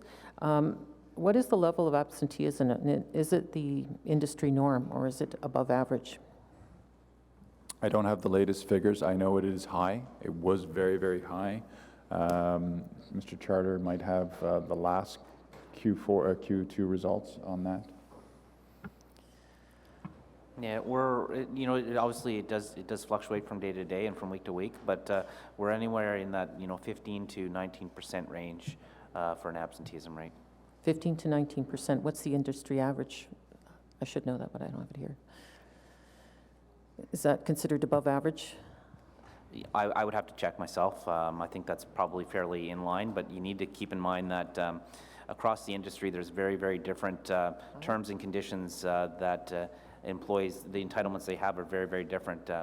So, in one area you can see a lower number, but their entitlements to certain leave provisions are much, much different than what we would have here. So it is sometimes difficult to compare, but I don't think we're far off the mark from where the industry is. Okay, is this something that is being addressed? Is it related to, I mean, you're talking about the exhaustion, and obviously you're bringing in more drivers, but I also wonder about the mental health and the stress level that drivers are going through, because you'll have burnout for sure. How is that being addressed? So in terms of absenteeism, going back to that chart, pre-2015, things were much better. Absenteeism did increase through all those detours and the frustrations. In terms of the mental health, I know that corporately, as you know, Mr. Kanalakis, in his term of council priority, mental health was part of the strategy. There is a survey that is rolling out to every single employee, that they fill that out. There's a questionnaire in that, and it speaks exactly to the area they're talking about, their overall wellness. We also have the peer support network at OC Transpo, which has been nationally recognized as one of the best peer support networks. And then we have all those other channels that I've talked about in terms of wellness, and they can bring up issues and things like that. And then the section heads, which have dedicated groups of operators and mechanics, also look at absenteeism, and they work with employees to understand how they're doing, what's driving the absenteeism, how we can help them get back to work, how's their wellness, what's their personal issues that they need support with, and we've done phenomenal work in that area. With our HR teams, with the section heads, and with the union support. Thank you. I appreciate that, because probably in any organization, your biggest resource is human resource, and we want to keep them strong. So I really appreciate that you're doing that. In terms of the hiring that you're doing right now, how's it going on gender equity? Are you reaching out to encourage more women to apply? Yes, Mr. Chair, we work closely with our HR partners and make sure that we're hiring that diverse workforce that are representative of the city that we want to see. So that does factor into it, and we, as I said, we work with our HR partners and make sure that we use all avenues to communicate out and get people aware and interested in applying. Okay. Beyond the ones that we're hiring now, are we reaching out to encourage more women to apply in the future? Yes, Mr. Chair, through our ongoing recruitment campaign, I mean, we're always sort of almost in that recruitment mode. So yeah, we will continue to do those types of things, and we'll continue to engage HR and make sure that we're communicating in various different ways and to various different groups. Thank you. In regards to the buses that were waiting different places, I see that they're going to be all over, not just at the baseball stadium. I appreciate that the idling is going to be reduced. I'm still puzzled why we need it, because fire trucks and ambulances don't sit there and idle, and they're emergency vehicles, but I hope that we will keep the idling almost till nil. I mean, we just passed the climate change emergency plan yesterday in terms of reducing greenhouse gases, so I hope that will be top of mind. Are you doing everything you can to mitigate this idling? Councillor, that'll be your 5 minutes too, if that's okay. So Councillor Brockington, after you get your answer. Yep, Thank you. that's fine. That's my last question. Yes, we are. Yes, we are, Mr. Chair. Thank you. Councillor Brockington, followed by Councillor Leeper and Councillor Gower. Thank you, Mr. Chair, and thank you for Order, calling. Mr. Chair? Sorry, just given that this is a Transit Commission meeting, is it not more appropriate for the order of speakers to be the Transit Commissioners first and then councillors off the Transit Commission after? I think I can go to the clerk's office. I think we're allowed to do it either way, are we not? Who's over there? Chair, that's your decision. Yeah, so I'm doing it as the hands went up because we have a lot of councillors in the room. We're still, at this rate, we're still going to get through this by noon, I think. So if you don't mind, we'll run this way. Okay, sorry, Councillor Brockington, go ahead. It's okay, fair question. First of all, thank you for calling this meeting. I want to get to the technical issues of the trains first. So the brain of the train, the TCMS system. And I've asked before if the 4 technical issues that we're working with now were identified during the testing phase. The answer was no. We've had trains on the tracks for over a year, so I'm trying to understand why the TCMS issue has only come up once we went for revenue generation service. What are the theories that you have why we're experiencing this issue now that passengers are on the trains and not for a whole year when we were testing the trains? We don't have that answer, but we just hired a TCMS expert that will be funded through the chargeback to RTG to get to root cause and to answer all those questions. So there are theories. There's all those engineers meeting every single day from around the world. They've done the containment, so that's what's causing it not to go into the pause mode, but there is no root cause. But I'm not just waiting for the consortium. I'm bringing in a dedicated team that has done TCMS fixes around the world. Okay. Appreciate the campaign for the doors. I listen to the radio every morning. I can't tell you the commercials I heard today. I have absolutely no recollection of any of the commercials I heard while listening to the radio. I think the most effective campaign for the doors are the stickers. If I'm about to pry open doors and there are stickers there, I'm not going to remember the poster I passed in the station. That might be all subliminal reminders, but I think it's the stickers on the doors, which I've seen in every other public transit system I've ridden on the doors. That is probably the most effective way. The drivers, I heard today for the first time that we're not going to have a full complement of 100 new drivers until June. That takes me by surprise. I thought we were going like gangbusters to make sure those 100 would be in place by the end of January, because we are going to have another bad winter. We're not going to have a full complement, and these cancellations are going to continue through the winter, which causes me great alarm. What is the challenge in hiring those folks all at once? Is it just a capacity issue on the training? Why can't we get the number of drivers we need hired and implemented as soon as possible? So first and foremost, there's the MTO-approved requirement for the 36-day training. It spells out all the protocols as to what they have to do, and that's been audited by MTO. That's also been reviewed when we had the tragic accidents, and we have to follow that. What we did, we tried to do exactly what you were saying. How could we accelerate more hirings? And what we need are more trainers. So we looked to other properties, Toronto, Kingston, Cornwall, others. Could we second and we would pay and house their trainers? Unfortunately, everybody's trying to get operators across North America. There's a shortage. So we can't borrow from other properties. We're still trying. We're doing that. Contracted services, can we contract out and bring in professional trainers to have the bus types, the information that our in-house trainers have just simply doesn't exist. So what we've gone from is an increased schedule, longer hours, and right now what we're looking at is minimum 23 every 36 days. The team thinks they could do a little bit more, but we're continuing our strategy to see if we could second trainers from other properties, because that will help us do more. So what are the timelines of, first of all, do we need just 100 drivers? We're not stopping at 100. We're going to Okay. continue. because in that way we can build up the spare board so that the goal is get all the operators we need.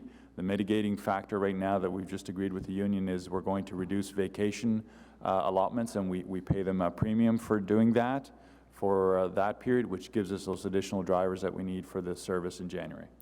Mr. Charter said that in 2019, particularly the second half of 2019, the two main reasons for route cancellations were detours and construction. I've always thought it was lack of drivers and scheduling issues. Am I wrong? No, it was a compounding effect. The detours were a large component of it, but when we also started to experience the missed RSA dates, that became more and more problematic to recruit, and that did compound the issue. But detours, construction, as well as a challenge with recruiting operators was sort of the three things that were the primary causes. So you have a plan to hire more drivers. What is the plan to actually have realistic schedules for our bus routes? So, Mr. Chair, we, and the most recent iteration of this is what's coming in January. We have a very good process to analyze operational data, the data that come from the buses of exactly how long they've taken to get over the route, to analyze that and make a recommendation for what the running time, what the scheduled running time on each route should be that hits the right balance between not having too short a time and not having too much time, because either one of those will cause disappointment to customers. The other part of it is to work on what is the right time that we should schedule at the terminal points between when the trip arrives and when the trip leaves, so that if a trip comes in a couple of minutes late, it can still leave on time, but not to spend more time than is necessary there, because that would take away resources that would otherwise be useful for more capacity for customers. So it's about hitting the balance on both of those.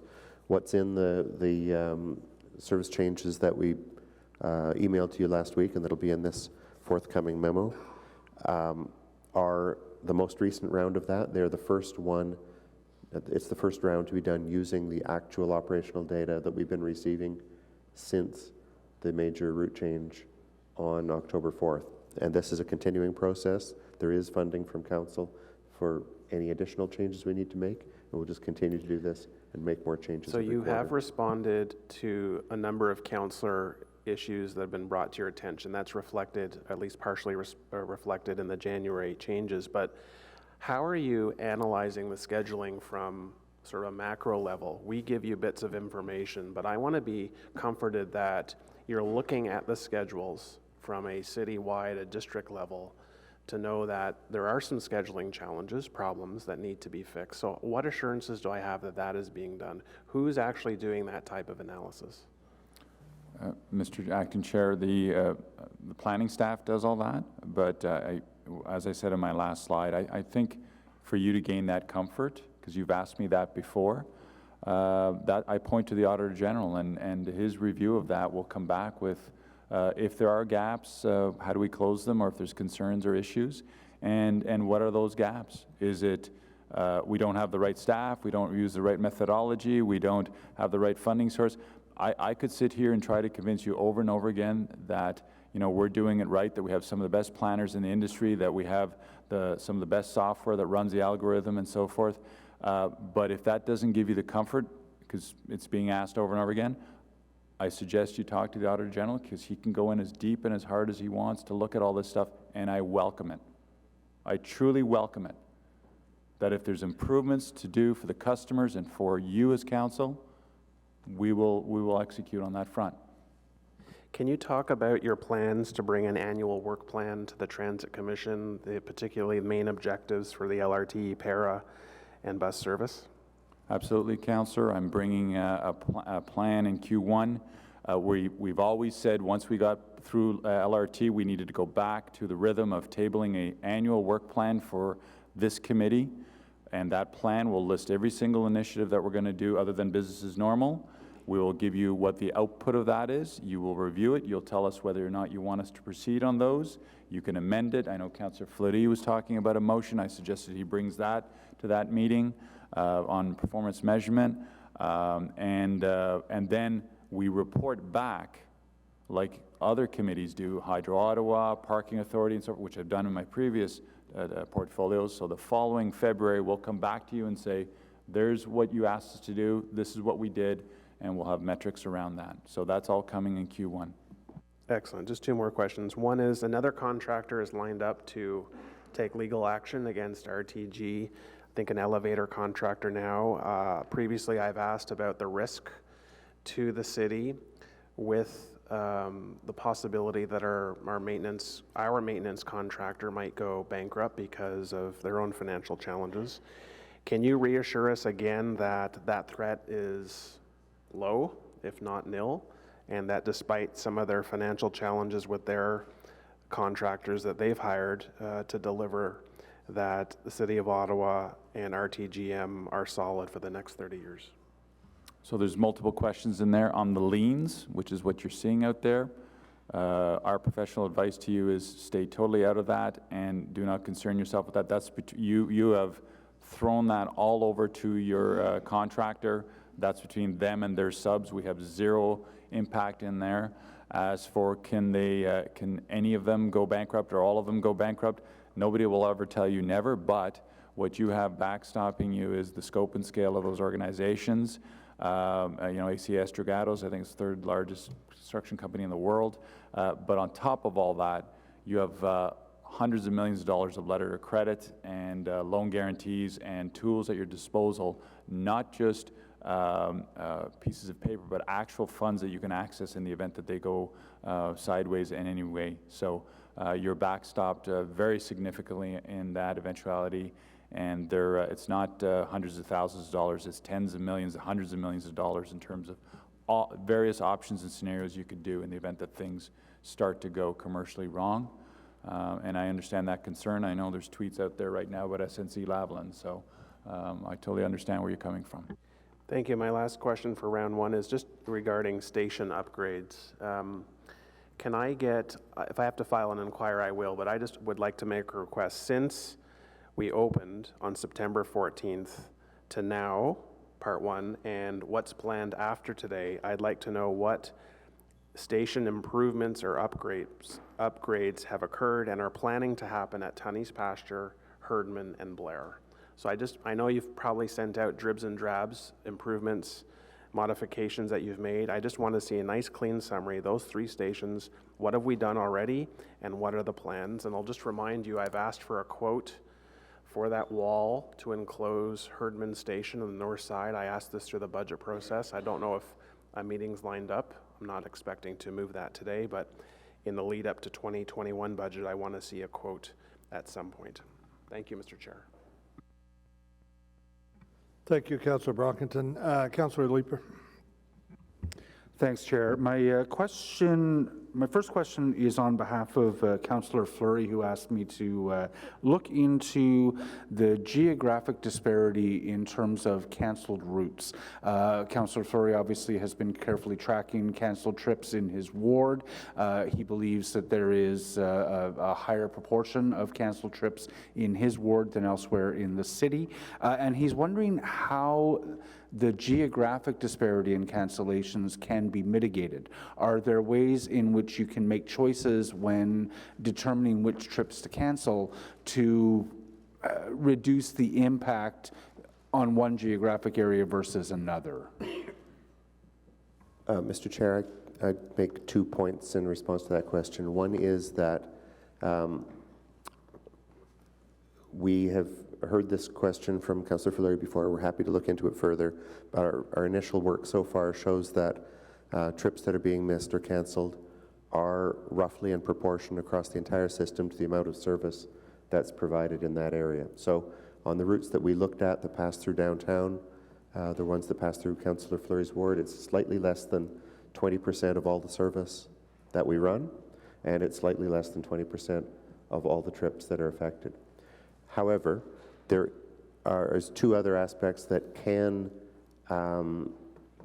distort geographically where those effects would be felt by customers. One is that through the core of the city, the services are generally more frequent, and we will always try to protect those last trips and essential trips on a route. You know, at the extreme, a route that's going out to the rural area that only has 4 trips or 3 trips, we will want to make sure that all 3 of those trips actually run. If we're talking about a core service that runs every 5 or 6 minutes, and there's a gap that runs, you know, a gap of 8 minutes because one trip's a gap that takes it to 8 minutes because one trip's been missed, that's something that can often happen more in the central area. The other is that routes that are running in the central area are, in the central area and on the highways, are the ones that are most susceptible to delay caused by external events. It'll usually be something that's causing severe traffic congestion, and that traffic congestion will slow down our buses and our customers. And that is, as John mentioned earlier, always more likely to happen on Bank Street or on Rita Street than it is on Eagleson or Portobello. What are congestion-related delays as a proportion, or cancellations as a proportion of all the cancellations? I think in the slide deck you listed probably 7 or 8 different categories or causes of cancellation. What proportion of those is congestion? We have that information, and I don't have it here with me today. We can provide it in a follow-up if you'd like. Okay. Yeah, and actually, I think if you're prepared to put some quick work into following up on that, each of those categories, if you could give us a ballpark idea of which of those are the most common cause of cancellations, drivers versus congestion versus construction, et cetera. For my own part, I have a question. Pat, you had said, Mr. Manconi, I think you had said, if you're a junior operator, there's going to be a few years or a couple of years where you don't get the best route. We heard some drivers expressing concern that the lack of recovery time on their routes is cause for stress, it's cause for, and we've heard other councillors and commissioners talk about, you know, that can be the cause of medical issues. It's not good always being late and not having that recovery time. But we've said to our junior operators, you know, that's just part of it. How do I square that circle in terms of what's acceptable within the system? What I'm hearing you say is that it's okay to tell junior operators that for a few years there's going to be health impacts. It's acceptable to us that you're going to be running these kinds of schedules without the adequate recovery time that you need in order to have what most people would consider to be acceptable working conditions. Are we simply telling our junior operators, suck it up? No, that's a great question. If I came across that way, that was not my intent. If I can, I just want to go back in time because it's all relevant to your question. It's a very important question. Years ago, when you started at OC Transpo, you probably had to work 10 years before you got a weekend off. And that was, I'll be candid, the era of suck it up. That's you've got to earn that, and it's just the way it was back then. When I got appointed to this position after the strike, you know, things were challenging there in many fronts from a morale and a wellness perspective. And so we spoke to, because it ties into exactly what you're asking me, we didn't survey people, we spoke to almost 700 staff. And what they all came back with was, we love this organization, we love the city, and we will work very, very hard and well. We just need to be trusted and respected, and that was the theme that we worked together with them. From that, we said, from the operator's perspective, what are your top priorities? How can we make things better for your working environment? And recognizing the majority of people that operate for us, and they know it's not a bottomless pit. If you had all the money in the world, we could fix it all. But what they said was, please get rid of the 3-piece work. And 3-piece work is, you would come in 3 times throughout the day and run your runs. And for very small people, a group of people, that's okay. Majority of people, that's very disruptive to your life. You can't plan your daycare provisions. You can't plan your going home. You're working early, you're working midday, you're working late at night. There was over 100 of those runs. And by the way, very efficient. Very, very cheap to run. But horrible from a health, wellness, and morale. So we worked with the union, we worked with the city manager, we worked with council, and we said, we're going to eliminate those. No advantage to the customer. There was a premium. You paid to eliminate that, and you invested in the organization. The second priority was more recovery time. And we were very clear with everyone. And that's why when employees come and talk to me on recovery time, they never leave the office hearing, I will fix your recovery time for you.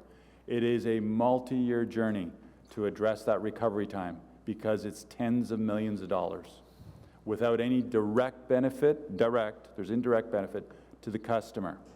And what we also did in the meantime was, by the way, if you're parked outside of Tim Hortons and you're going for a washroom break because you missed it, we've got your back. Because there was days, if you saw a bus in front of a Tim Hortons, it was, oh my goodness, look at what this employee's doing. We explained, I can remember, it was my first week on the job. That employee had to run in for a washroom break. So to your point, it is about that. Now, if you're at OC Transpo, you can generally get in your weekends off after a couple of years. So the working conditions have improved. Are they perfect? Absolutely not. It is a tough job on those busy routes in traffic. Those buses have a tough, tough role. And those operators have a lot of stress. We talk about that when we recruit them. We talk about their diets. We talk about why did we invest in gyms? There was a big media report about OC Transpo has gyms. We want them in the gym working out. We do healthy eating clinics. So it's not suck it up, I can guarantee you. Have we sought the opinion of occupational health and safety folks, health experts, to say this is how much recovery time is needed? Like, here's the working conditions that are tolerable, and do we have a target for reaching those tolerable working conditions? No, we just know that on some runs it's not enough, and we need to do better, and hence the investment we've done with the budget allocation that we've got here, and we sprinkle it as much as we can throughout the system. You've said that there is a financial cost to getting us to more recovery time. Is there a gap currently? I mean, you know, I voted against the Transit Commission budget because I saw a small operational increase in how much we're doing. Most of that presumably will go toward wages. Have we quantified the gap? No, we have not, but it's a lot, and I got interviewed today at adding a minute of recovery time across the system. If you just add, it's about $1 million. But a minute is not enough, presumably. No, so you would. I know it's more nuanced than that, but no. So you would target if you wanted to do a fix on recovery time. That's a number we can put together for you, but it's significant. I think it's a number that we owe our employees. To let them know that here's the gap between having healthy working conditions or not. I'll let transit commissioners determine whether or not they want to put that out there as a direction. Thank you for both answers. I appreciate it. Okay, thank you, Councillor Leeper. Councillor Gower, followed by Councillor Wright-Gilbert and Councillor Cloutier. One thing in 2019 is I think we've all had our vocabulary expanded with new transit vocabulary. Dwell time, crush loads, and my favorite I think is strap hanger. And I wanted to ask, are we having like a worldwide strap hanger shortage? How come it's taking so long to get these strap hangers in? I wish you were in the room when I asked that question. It's a certain type of strap.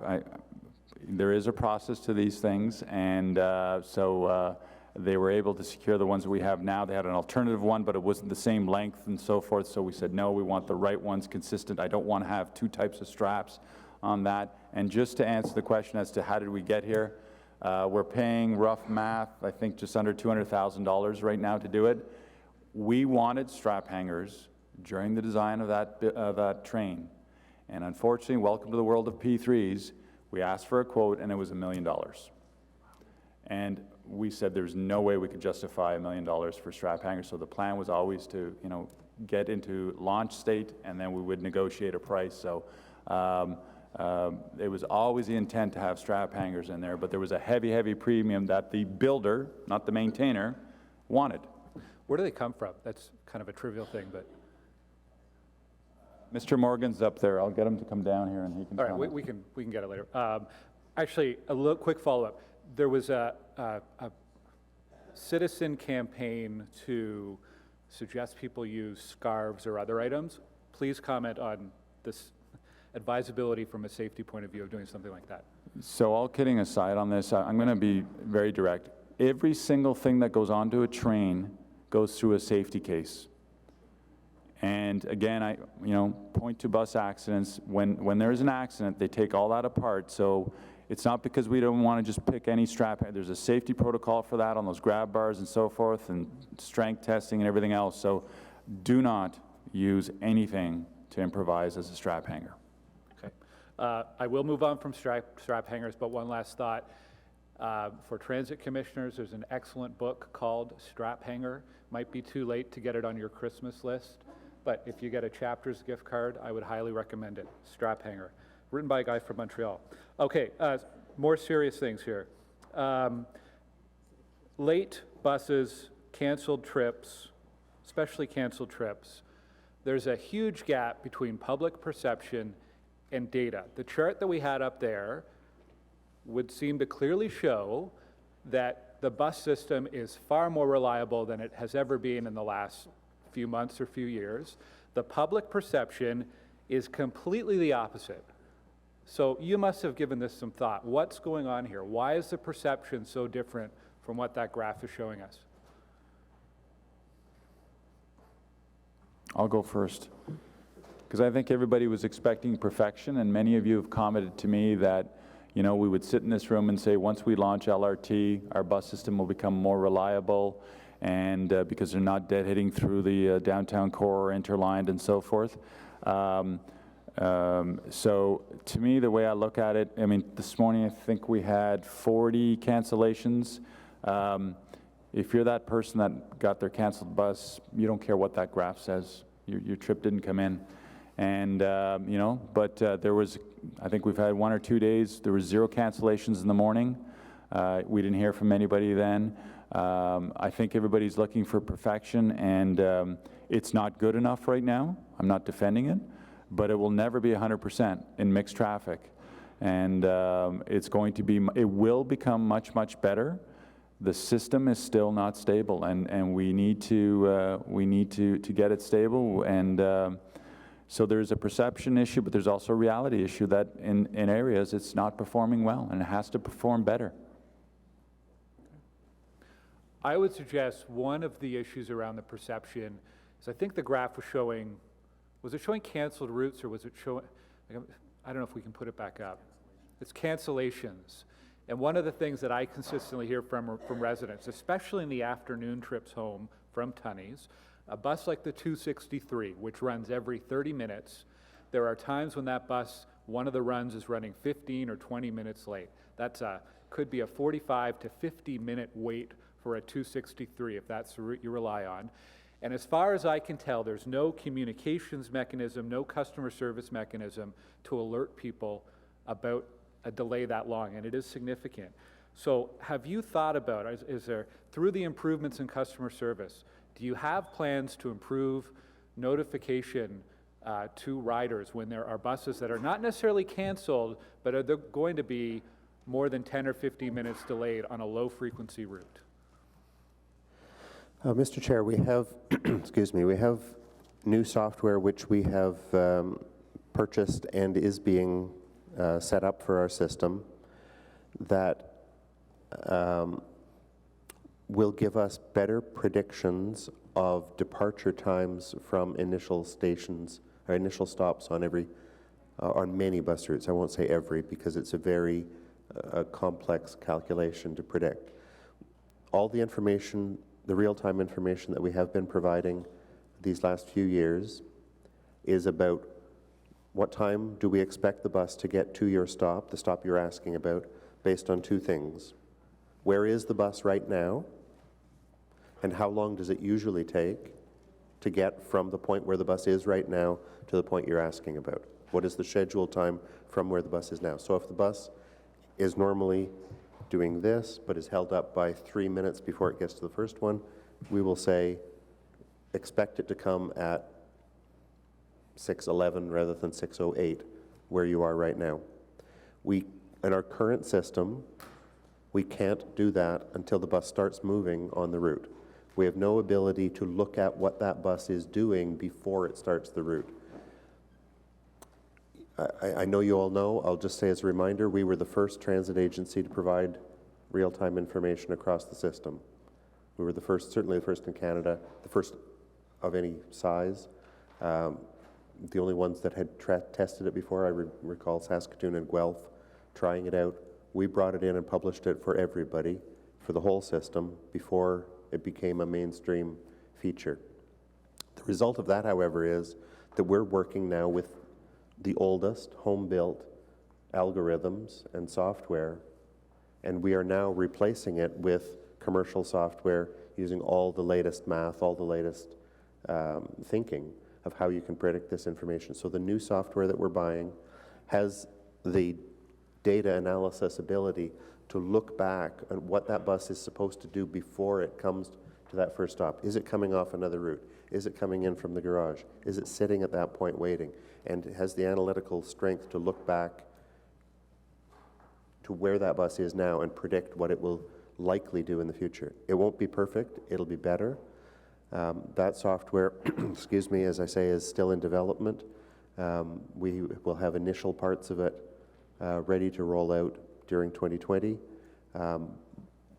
But that will be the initial parts. It's our main control system as well, and we have to work on the parts that are essential for running the service before we can move on to some of the added features that the doors that it opens for us. But that's a big part of the work that we're doing in our technology group right now. So would another way to say that be a software that can take into account the interlining of our OC Transpo system? Is that what it's doing essentially? It will be, some of it is the interlines, but it has an ability to look back into what is the bus do, what is that bus doing before it's ready to start that trip, the trip that you're asking about. Okay. And that'll help, lower frequency routes in the morning as they start from the outer end.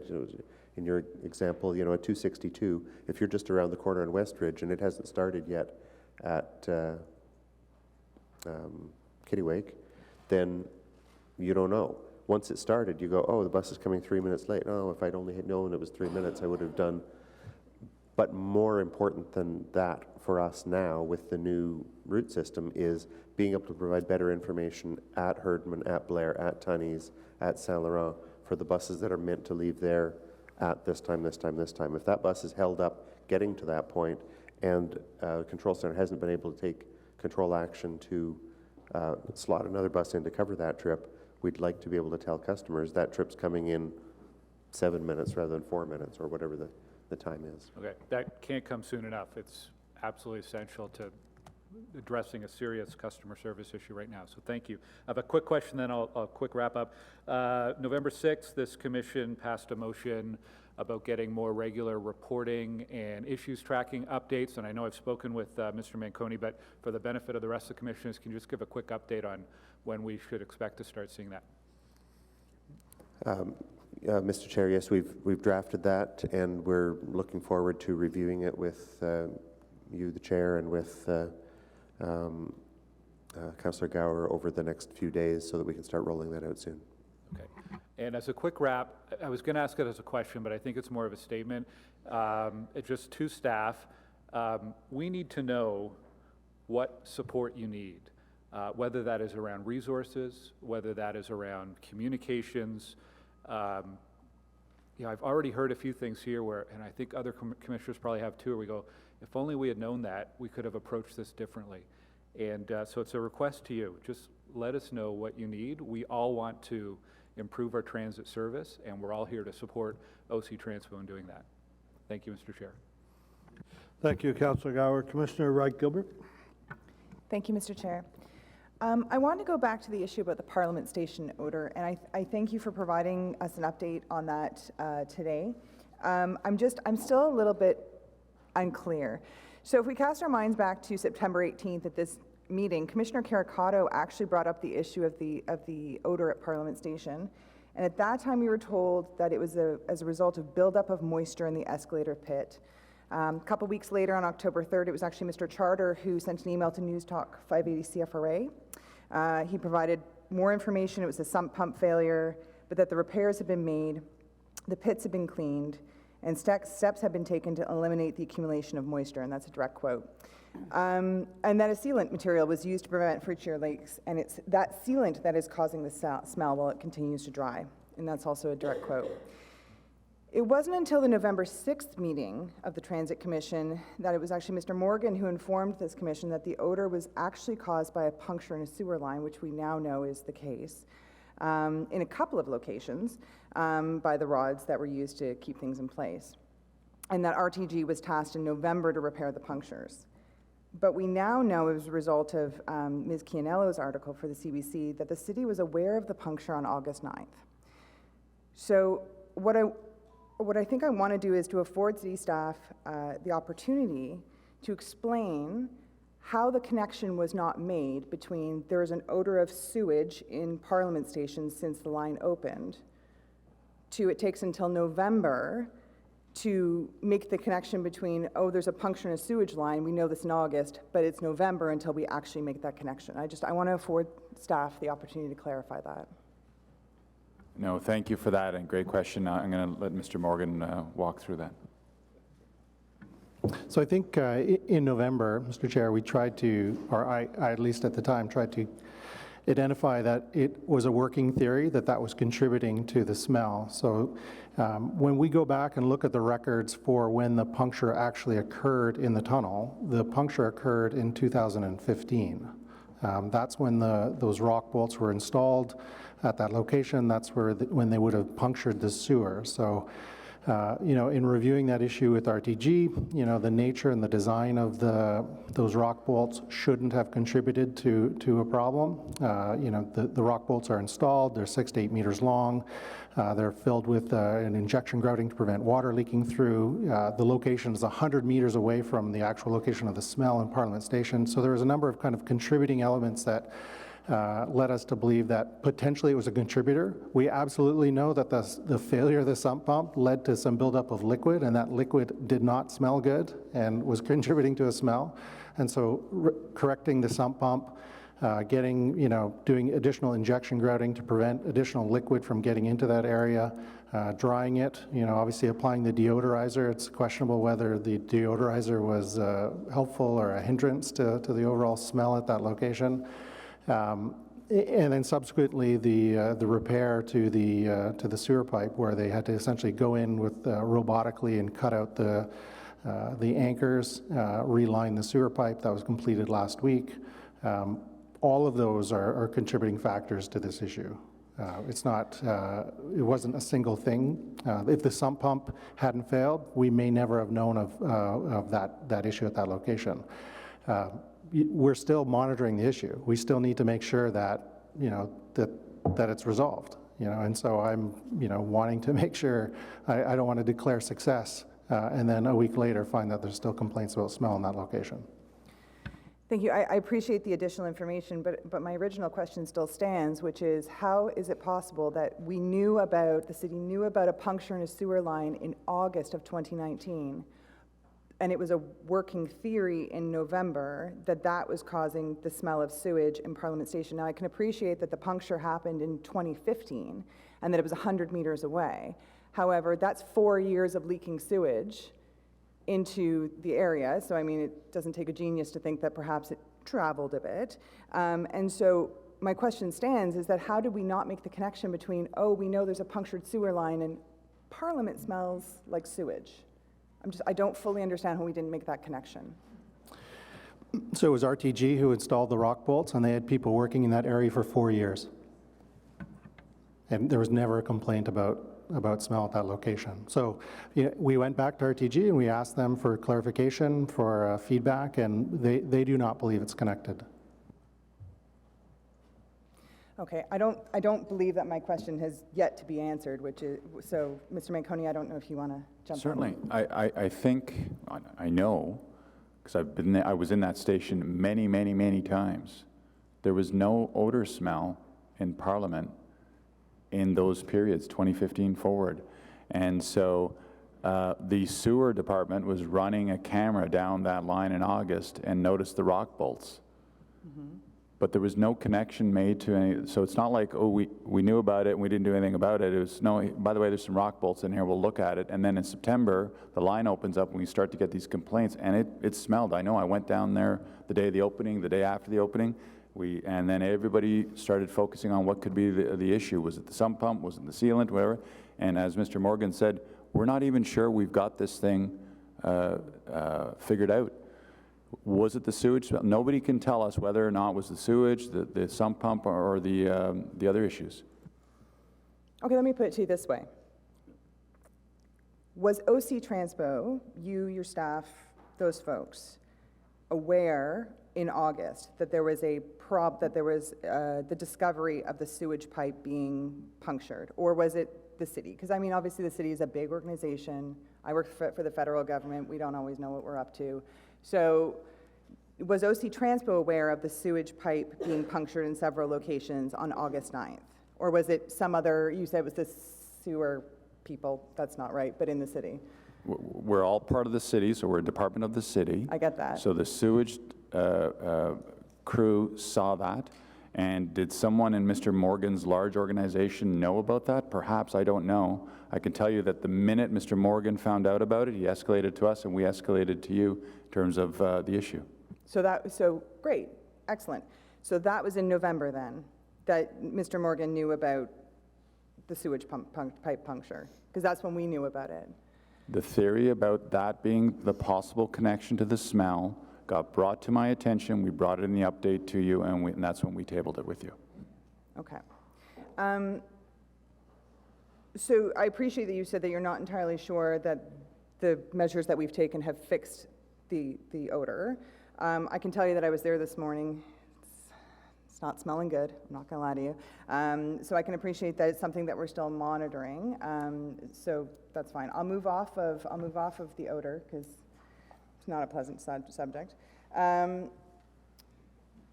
I want to ask about the 14th train. You mentioned it earlier. You asked someone if they were asking about the 14th train. I was hoping, actually it was Councillor Tierney.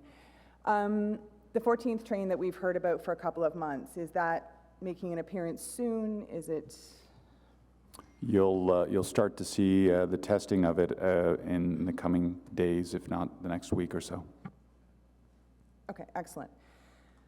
You mentioned in your presentation that extra buses and operators are being strategically placed on standby at key locations to deal with bus cancellations. And my question is, how can we have extra buses and operators on standby in addition to the 20 that are for the R1 buses, when there's so many cancellations and admittedly not enough operators for the regular schedule? Would it not make more sense to have these drivers out on and fulfilling our actual published schedule? Mr. Chair, we've had extra buses scheduled as standby buses across the system for, well, I was going to say forever, but let's say for decades. The number of those and the location of those we calibrate as the system expands. They are an essential part of reliable service, and every time we've talked repeatedly this morning about how the control center, the TOCC, is working very hard to fill every trip, to cover every trip.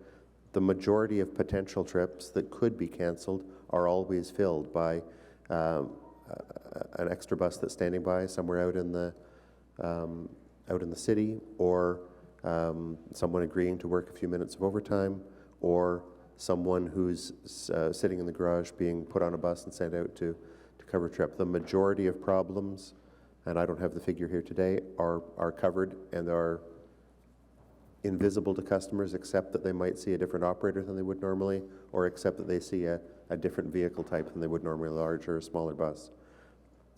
That's an essential part of what we do. We would never recommend reducing the number of standby buses to provide more service, because that would reduce service quality across the entire system. Okay, thank you. I only have two more questions, Mr. Chair, and then I'll allow my colleagues. What percentage of cancellations are actually posted publicly? There's been some speculation that, and you alluded to it a bit this morning, about that, you know, if a cancellation is on a high-frequency route, then we're not going to necessarily publish it online because it would cause more confusion. I'll leave that, but what percentage of cancellations are actually posted publicly online? Mr. Chair, I don't have that number here today. So if you could follow up with this commission, that would be great, just to let us know what the percentage is, because there's quite a few opinions about what is actually being posted publicly online versus what is in actuality happening. And if we had that number, then perhaps we could, and it's a favorable number, then we could combat some of the public information that's out there, and that could definitely help OC Transpo.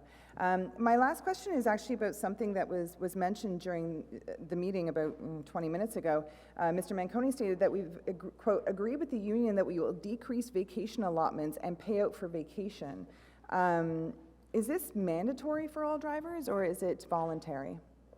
No, it's voluntary. It's part of our mitigation measures. We did that leading up to the launch, and we need to do that for January to do exactly what you're asking us to do, get as close to a good, reliable service as we can as we ramp up with operators. So okay. It's a one-time, it's documented, it's reviewed by Labor Relations, it doesn't get enshrined in their collective agreement. Both parties have to agree to it, and there is a premium to it, and we track all the costs, and it goes into the RTG chargebacks. Okay, thank you. I can put you back on the list if you want. You're about 20 seconds over now. So 20 seconds, is that okay? Yeah, no, absolutely. All righty. Councillor Cloutier, followed by Councillor McKenney, and followed by Councillor Meehan. Merci beaucoup, Monsieur le Président. Thank you, Mr. Scrimgeour, Mr. Charter, Mr. Manconi, for your presentation. And we're glad to see that the LRT has been getting better. I just had a couple of questions about that, and thank you to Commissioner Wright-Gilbert for asking about the 14th train and the importance of that higher frequency and that the additional redundancy that it will bring. Can you talk to me about the other trains that are being tested? Some trains are from phase 2, but they have been built, and I understand that they're going to be tested at some point in 2020. Yes, and just to clarify, there's no timeline yet for the launch of the 14th or 15th train. As you know, we have all those trains from the stage 1, but the risk on the TCMS, the VOBC, so we put the best trains, most reliable ones out there, and have the other ones on standby. So you'll see testing of two extra double sets starting in the coming days, weeks. No timeline on when I can launch the 14th and the 15th train yet, because I want a very, very high reliability. I do not want to inject a vehicle that could get into TCMS failure or VOBC. The schedule is ready to be written. The minute we launch that 14th train, that provides us an additional capacity and relieves some of the overcrowding and things like that I know people have been expressing. And as soon as we get that timeline, I'll be sharing it with the Commission. Thank you for that. The TCMS, you talked about getting a new software that came out on December 7th, but the root cause, and you're still, my understanding is you're still unsure about the stability. You referred to the root cause. Can you tell me, the system seems to be operating well now, the instances of TCMS failures are down. What additional improvements are we looking for on that system? So the TCMS issue is not solved, it's contained, and that was done using adjustments of literally milliseconds in the MPUs, the processors, so that it doesn't go into that fault mode. Before we're doing resets, and that's like a circuit breaker in your house, you don't want to be resetting it all the time. There are between 6 to 10 working theories as to what the root cause is. And that's why we were very fortunate, we found an expert that has done TCMS problem solving and rectification. His work starts in mid-January with us. He's from overseas, so we have to do some paperwork to get him over here. But that team is going to be working for us. They're going to be injected into the working group with RTG and get full access to data logs and so forth to look at root cause. But it could be everything from wiring to computer sensitivity to code issues. It's very, very complicated data to analyze, but once you can zoom in on the root cause, then you can fix it. Is that fix at the expense of RTG? 100% on their dime. Okay, thank you. Slide 12 showed the instances of switches that are trending in the right direction. But I note on slide 12 that the highest instance of track switch issues was the week of ending November 17th, which we had a big snowstorm on November 11th and 12th. We haven't had such a snowstorm since then. What's our confidence level in the switches and in the adjustments that RTG might have made? I think you referred to in the past some covers that were removed or they didn't have the right covers. Can you just update us on that? Yes, so the winter covers have been removed. We're not going to tolerate those anymore. In addition, we asked that in morning and afternoon rush hour, they have dedicated switch technicians at Blair and Tunney's. That's where those crossovers are. That's where if those switch goes into disturbed, there's a problem. The one instant when we had a situation there was because the technician wasn't there on time, but now they're there during the morning and afternoon rush hour. And then on snow and ice predicted days, they have staff there to augment the electric heaters that keep those switches moving and free of ice and snow. But if for some reason they go into default, then they can get in there and sweep it out, blow them out, and things like that. So we're just layering on extra layers of protection, and that's RTM's requirement. Is that in our winter operations of the LRT system, is that the biggest element of risk or of potential failure? Is it switches or is it another system in the train? I'll let Mr. Morgan walk you through risks. There's multiple depending on the type of winter. So I think the switches, keeping the switch heaters moving, that's kind of a critical point. I think the advantage that we have on our system using the overhead catenary as opposed to the third rail, and many systems that operate with a third rail, a power rail low to the ground, are susceptible to winter issues. They quickly get affected by very little snow. Obviously, the overhead catenary is susceptible to freezing rain in some conditions. We have some mitigations for that, but that certainly, I think, is a better solution than going with a third rail for our winter conditions. And then broadly, I would say less a system issue, but more of a vehicle issue. As snow, depending on the weather conditions, as snow tends to build up and cake onto brakes and the undercarriage of the vehicle, or even kind of if you get a drifting snow into the rooftop components, occasionally you will see some reliability issues with those trains. We have the fortunate setup in the yard where our trains are largely covered on the overnight period, and so while we will likely run some vehicles during the nighttime to help keep the tracks clear, the rest of the fleet is essentially indoors, which helps prevent any buildup overnight and makes sure that they're ready for launch in the morning. So that's kind of a flavor of the, say, 3 or 4 things that are of concern in winter operations. Okay, thank you. The R1 service, any update on till when it will be the replacement standby R1 service, which on slide 21 you indicate will be redeployed from RTG Stadium to other staging points. Any update on till when we'll see that? And again, the discussions with RTG with respect to when the train is going to operate at a contractually acceptable level and their predisposition to paying for that service. Councillor, that's exactly the spot that we're looking for, is if the trend continues of very, very, high 98, 99% availability with no major interruptions, we can then turn our head to, do we reduce the 20? Do we step it down to 15 to 10? And then again, that helps us because then we have buses and we have operators that we can deploy on regular bus service. We're not there yet. I need to see more consistent weeks like last week. And then the other thing is we do want to see a few winter events go through both freezing rain and snow to see how that train system performs and make sure that, I'll give RTG credit. They've doubled up a lot of equipment They've taken our advice to have it located in strategic locations and so forth. So we need to see that in action. We've only had light snowfalls right now in terms of that, so just being cautious. With respect to information for our customers, and I'm happy that we're going to see the public service campaign with respect to holding the doors. Have you considered any public service campaign or signs with respect to cooperative seating and courtesy seating? I've seen on the trains some persons standing and when they should have a seat. Yes, we have campaigns out on those. We have two of our 7 themes that we were that are out at launch are on that subject.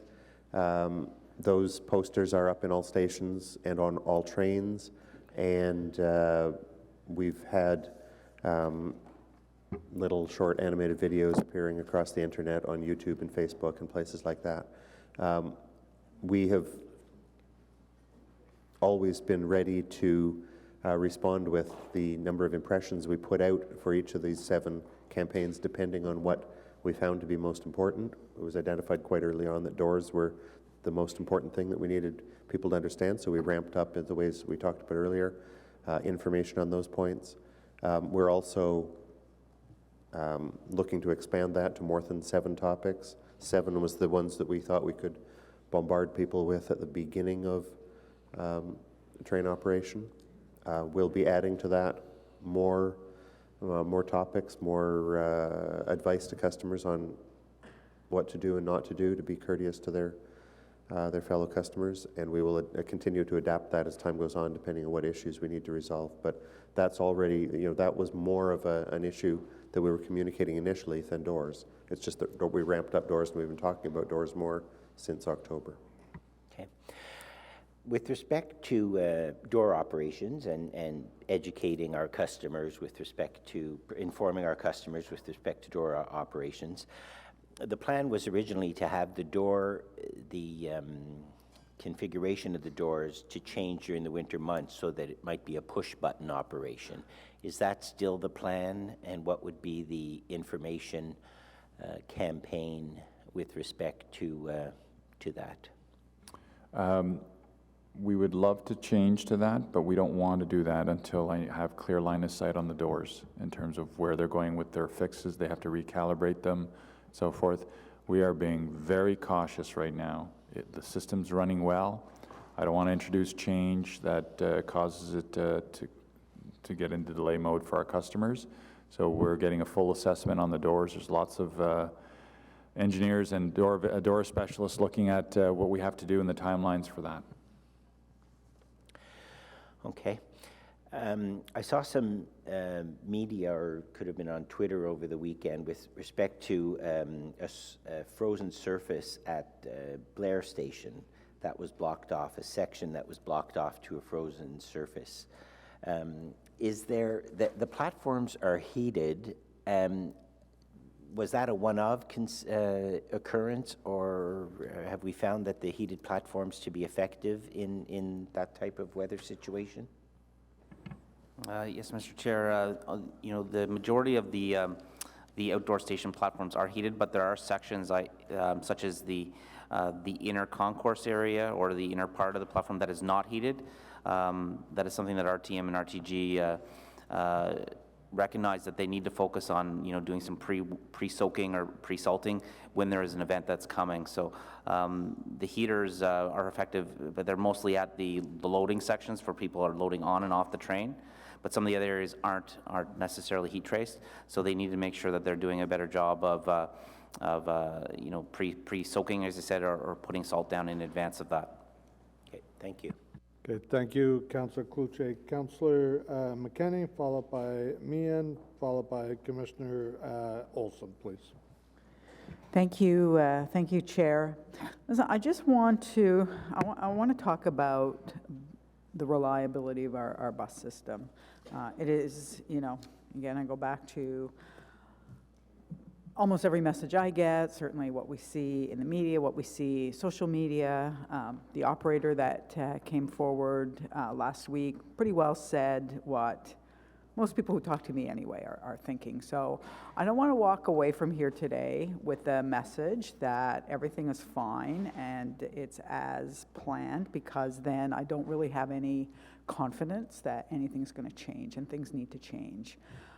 So I just want to back up a little bit and talk about what happened as we were going into our expected revenue service. So we had how many buses were eliminated out of how many, and how many operators were given pink slips. And I get that, not pink slips, but had the, how many operators did we eliminate from our full roster, and what was that percentage?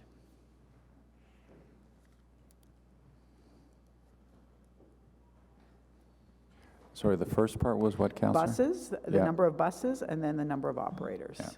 So what were the decreases? The number of buses, approximately 180.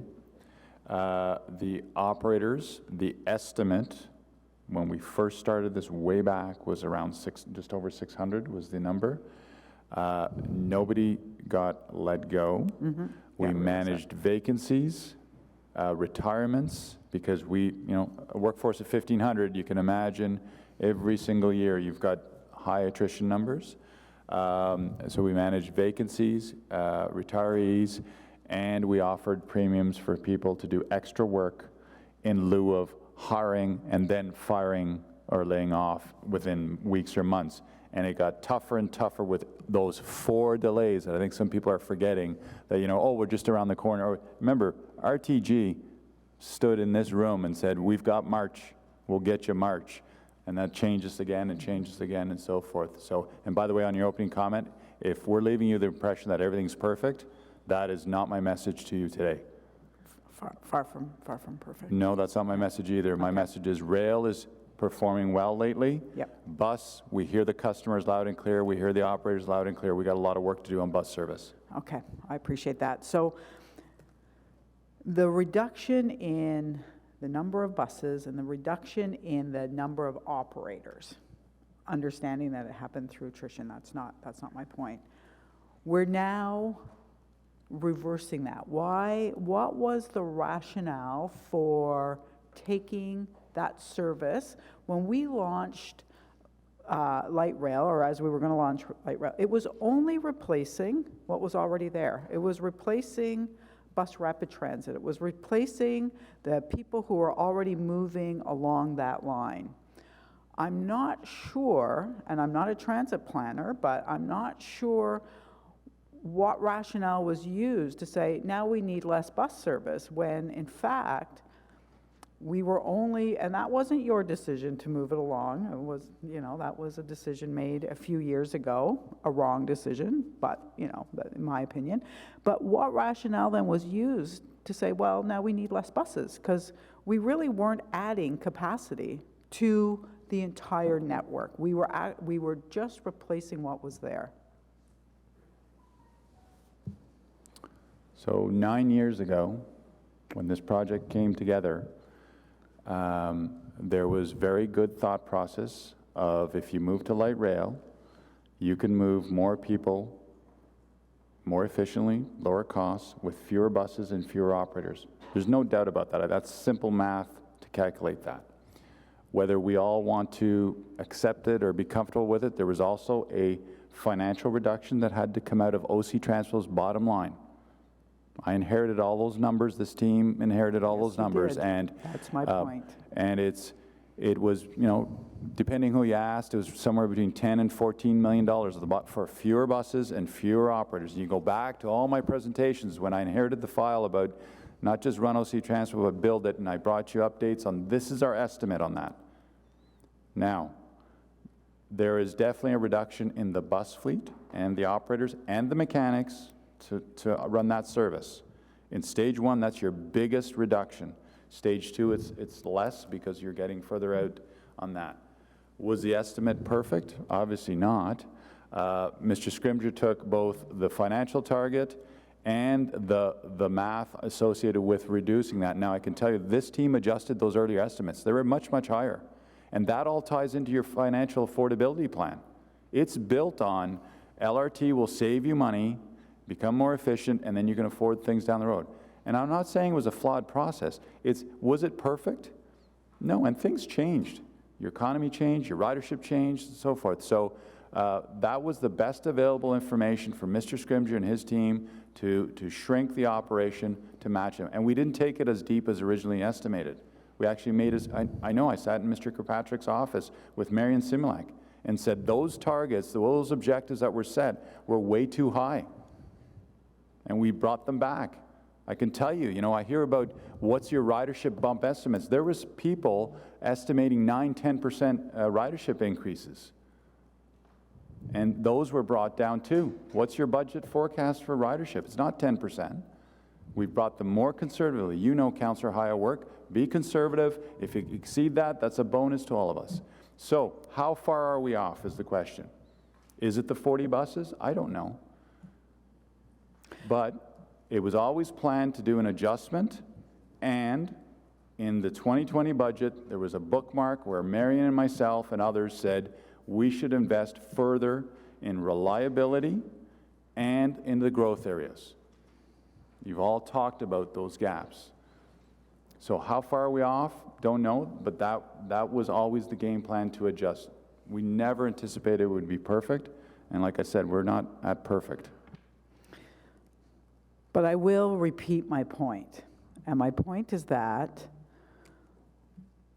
council of the day and subsequent councils, based on flawed logic, replaced a system that was already there. There is no new capacity. They replaced a system that was already there that ran on the outskirts of the city and reduced, forced you to, however we want to nuance that, but reduce the budget for overall transit, and that's where we are today. We are in a I do want to finish. We have much worse service than we did 9–10 years ago. We do. I take transit. I can see it. I don't like getting on those trains during rush hour. They are so crowded. I used to be able to take a bus. Now I can't. Buses don't show up. I want to talk about that too. Canceled trips. You cannot tell me that I can pick up a schedule today, one of those paper schedules, and base my day on it and get around. I can't. There is nothing, the schedules, I don't know what they're based on. They're not, and if you are using an app, and if you look at when is the next ride coming, unless you're using one that's got on-time GPS, it tells you when the next one's coming, but then it just disappears if it doesn't come. Like, there's nothing in the system that is dependable. There is nothing in the system today that gives people confidence as they're moving around.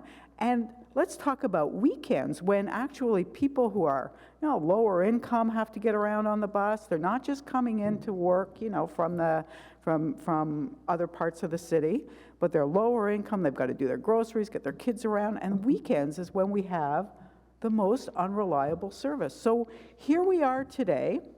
I'm not laying blame at your feet here. I am saying, quite frankly, that decisions that have been made about the LRT, about the outcomes, and about transit have led us to a place today where we do not have adequate bus service for a city of 1 million people. So I'm going to leave that there.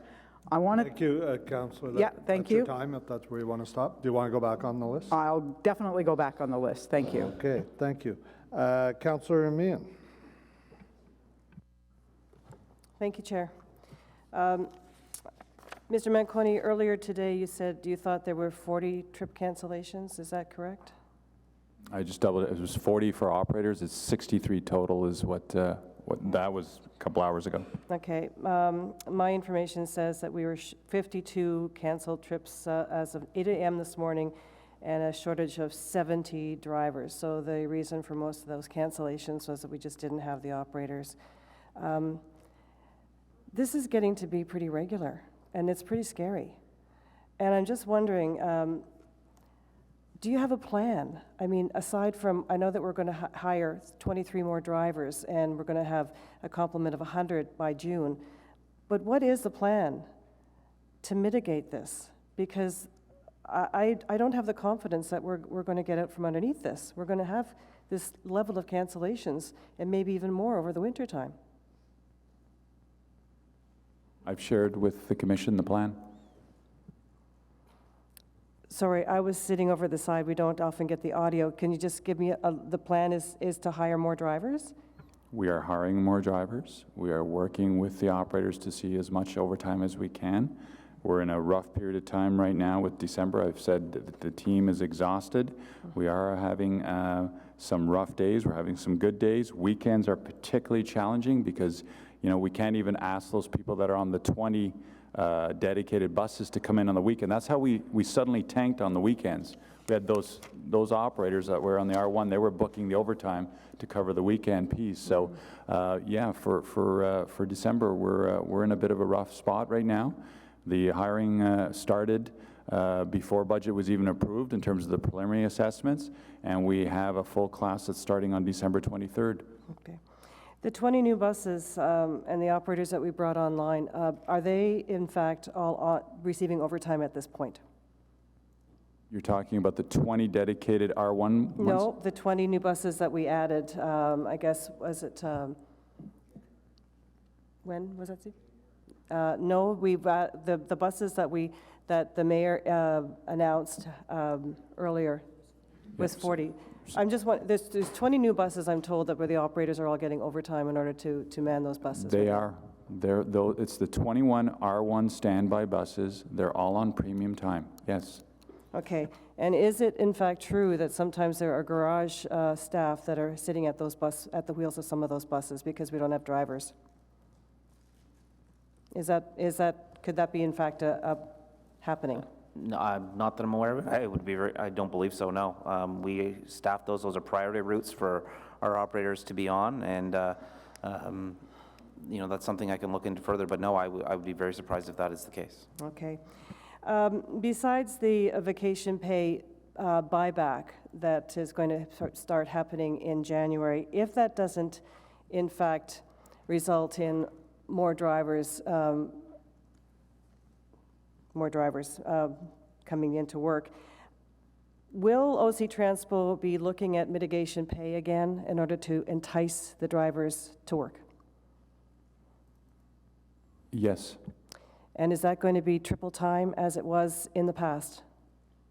There was multiple mitigation measures, and we're just, again, being cautious in terms of the vacation piece is one thing we've done. Mm-hmm. We're also looking at the spare board. We're doing, when do those new hires come in, plugging those in, because that January schedule covers you for the first quarter of the year. So we're going to be onboarding a bunch of new operators as soon as they're ready. They literally start the next day. They have a graduation. They sign up at the Union Hall, and then they're on a bus, in some cases, that same day. Okay. So we're doing every sort of mitigation we can. And is this all figured into the budget? Because it seems that there's so many moving parts to this. Like, it's be really hard to hammer down a bottom dollar. Like, how much is this going to cost us? It is a very complicated operation. Yeah. There's lots of moving parts. It's one of the busiest transit bus systems in North America, and with the most complicated booking system in North America, with the most unique booking rights in North America, and in terms of the costs, the premiums, such as the mitigation measures for the vacation, is all being tracked, and that's all going to RTG. That's still sort of up in the air too, though. It's a concern for a lot of people. Councillor, I understand your concerns. We gave you the update at FEDCO. We're using all the provisions. I'm depending on expert P3 lawyers' opinions. I'm not a lawyer. Okay. I've had lawyers brief the city manager, the chair, the mayor, saying you're entitled to recover all these costs. That's the best I can tell you. Okay. Thank you for that, Mr. Manconi. Talking about training the drivers, you said there's a shortage of trainers, and this is a problem that's every city seems to be going through. But isn't it fact that we use our own operators to train. So if we were going to train more people, we'd have to take some operators out of their buses. Isn't that the way it works? Counselor, obviously, yep, people are sharing information with you. They're called reliefs. And so in the perfect world, we'd call up every single relief we have, and those reliefs right now are not happy with us because we've only called up 3 reliefs. The rest of them, they're out driving. They would love to come in and do training. We need them driving buses. So we've optimized the goals, and we've brought up 3 reliefs. Originally, we wanted to bring up 12, and it's a premium for them. They can come over. They're staying in operations. And yeah, those are difficult decisions that this management team makes. And that's to align perfectly with your goal of putting out service. So it's a sort of a chicken and egg thing. We need more drivers, but we need the people who would train our driving. Okay, understood. One last question. I'm concerned now about Stage 2 LRT, Trillium Line, and I met with Mr. Morgan last week, and I was trying to get assurances that the issues that we've identified in the Stage 1 stations, like coverage, defense from the wind, station platforms, materials, and that sort of thing, we would not be repeating many of the lessons that we learned in Stage 1. And correct me if I'm wrong, Mr. Morgan, but you said the designs are pretty well set. It's hard to figure out if, in fact, we're going to be tweaking those designs so that we don't have the same problems. I just need a guarantee that we're not going to have stations that are going to cause us problems when we open the Stage 2 LRT. And we don't want to go in and retrofit afterwards. We'd like the work to be done now when I think it's more cost effective. Mr. Chair, we're clearly taking all the lessons from Stage 1 in terms of the slippery surfaces, in terms of the coverage, in terms of, the strap hangers, to make sure all of those things are incorporated into the Stage 2 stations, trying to make sure that, we still go back to the community and get any additional feedback on those stations. I think that the message that I've been trying to provided at FEDCO, was that the opportunity to change to fully enclosed stations, to an entirely different architecture, that opportunity has passed, but there still is opportunity to look at bus loop configuration and coverage at bus loops, and the application of shelters and how that's done, and looking at for example, some of the crowding issues to make sure that the crowding in Stage 2, where ridership levels are going to be lower at some of those end stations, because we've now dispersed a lot of the riding passengers, to make sure that we still account for whatever kind of crowding activity will occur at those transfer stations. So explain to me what that opportunity is going to look like, because we really want to be putting input into this so that it's right. We don't have the complaints when they're open. Where's our opportunity going to happen? Mr. Chair, I've been meeting with councillors. I met with Councillor Meehan. Yes, you did, that's an opportunity. I met with the East End councillors yesterday morning. I'm absolutely, my door is open to all the councillors to start those discussions. We've been out in the community doing consultations, bringing designs out to the community. So, we're open. We're taking in all the feedback. We're available to meet at any time. And that's going to be I've seen the renderings of what the stations are going to look like, but the detailed, what the materials are going to be like, where that kind of thing, we're going to have input into that? Yeah. Councillor, if I could, I'm trying to be helpful when I say what I'm about to say. This is a P3. You're locked and you're going ahead. And I'm hearing it from councillors. They want to change things. They want to build elevators, escalators, bridges, all that stuff, and extra glazing. And so even Councillor Brockington's request, I'm going to bring that back, that estimate to you, and you're going to have to move a motion and find a funding source. You are 99.9% locked in. That's how P3s work. There's fine-tuning you can do. I'm on your page, Councillor. Trust me.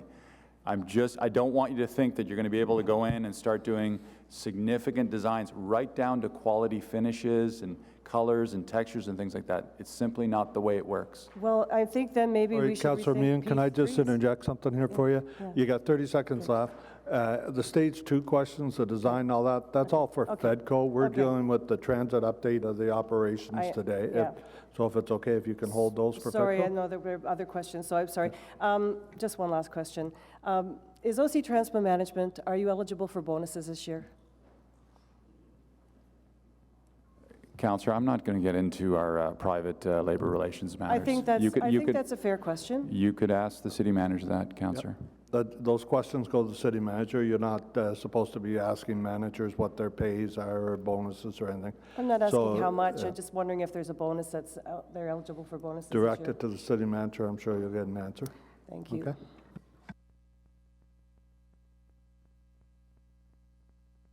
Okay, Commissioner Olson, followed by Councillor Dudas, followed by Councillor Blais.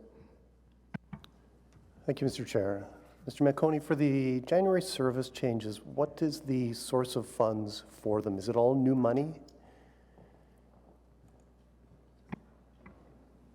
There was 7.5 million approved in the new budget of new funding for service, and we are using, I don't know, maybe a third to a half of that. I don't have a full tally on the service changes that are announced already for January.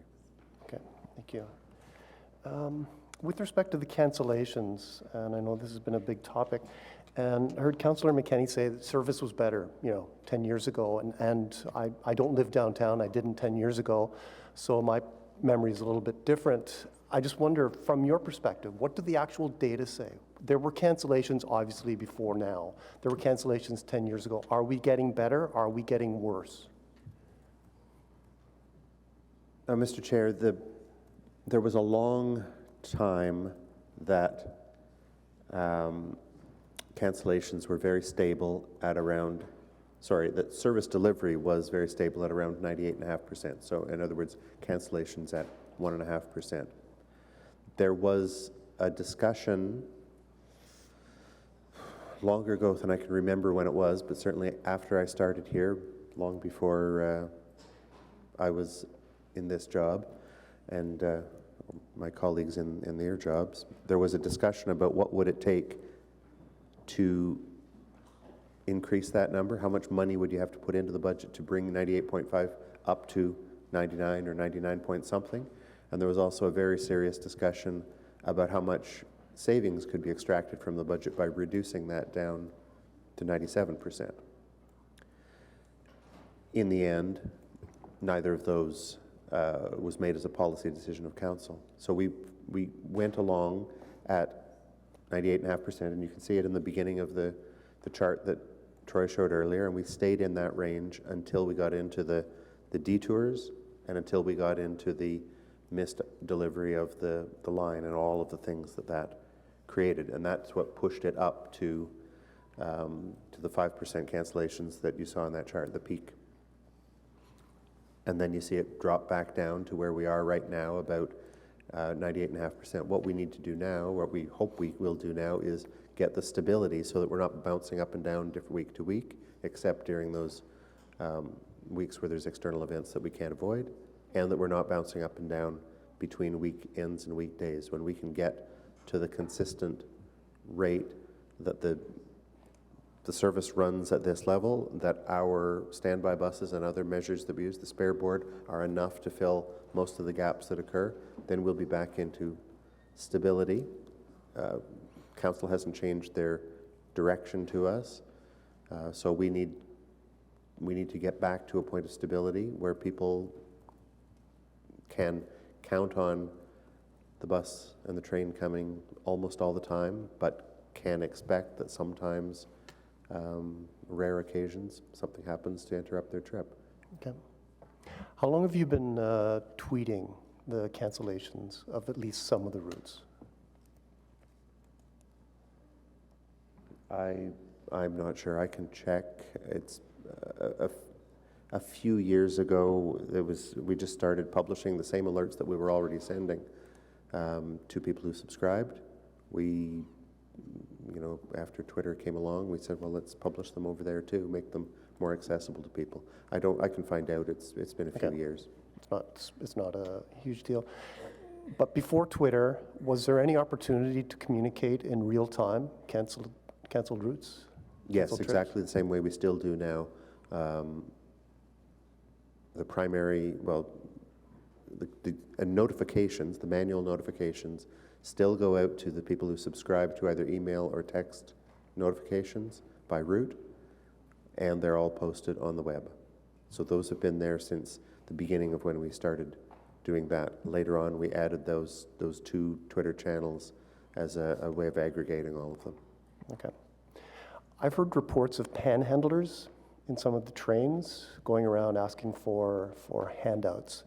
And I don't know the legality of it, but is this something that OC Transpo is aware of? Is there anything that OC Transpo or the city can do? I've never heard or seen one on a bus, and don't know if this is condoned on the trains or if it's something that should be looked at or not. Yes, it is prohibited. Panhandling is prohibited on our system, whether it be on bus or on trains.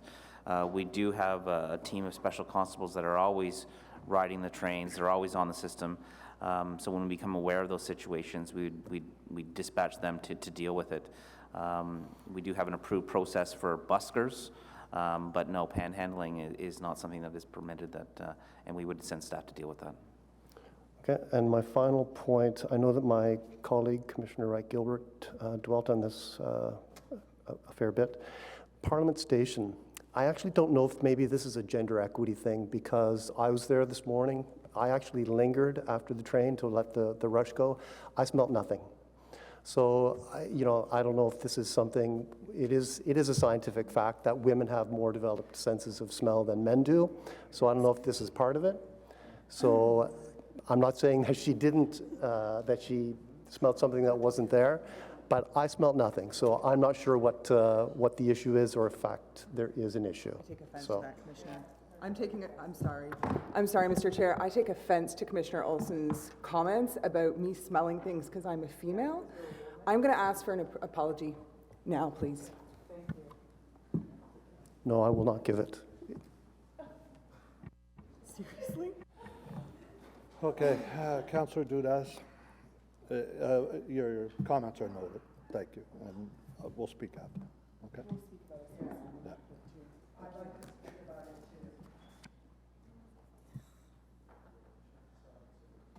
Councillor Dudas, go ahead. Okay, wow. Okay, I have to follow that. Cancellations. I would like to know what is the number. I mean, 0 is never going to happen. I mean, life happens, things happen.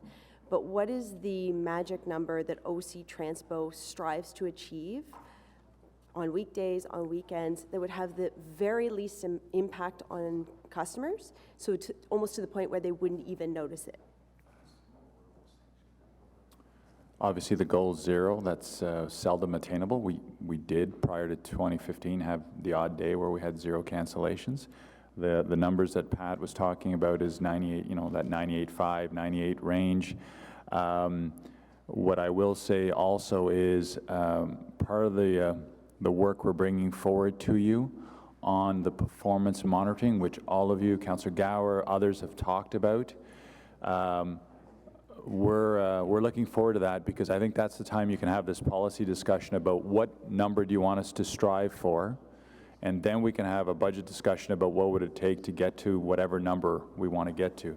But we're right now, we're trying to get back to those 2015 levels, which was around that 98.5, 98% of service delivered out of those 8,600 trips in a day, excluding snow days, protest days. I think we had a protest a couple of weeks ago. We went sideways bus-wise because we couldn't get through the core and so forth. So it's on good average typical days. What are we striving for? What is the industry standard for that optimal magic number?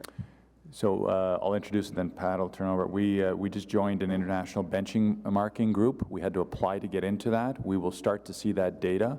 Pat, did you want to comment on that?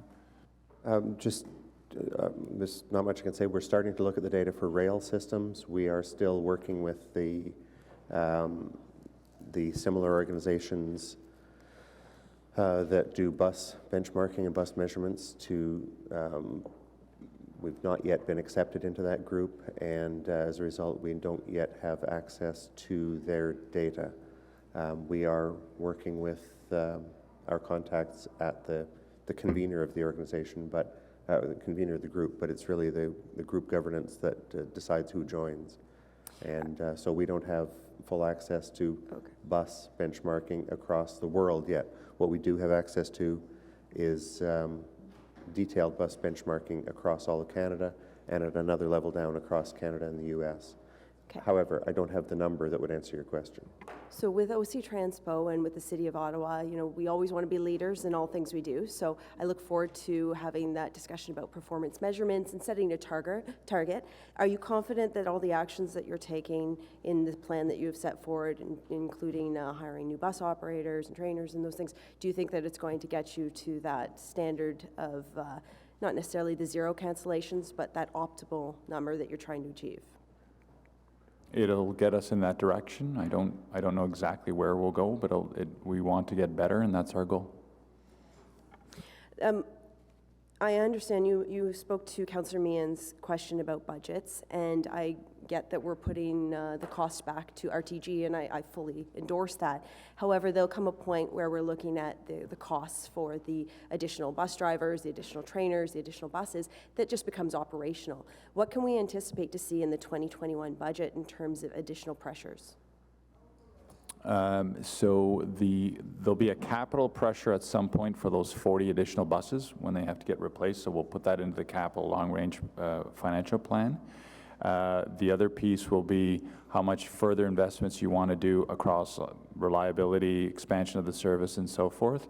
And then anything that we learned from the $7.5 million investment, whether it was good enough, not enough, and the quarterly changes, we check in with you, and we just keep that tab running, and then we'll bring that forward in the 2020.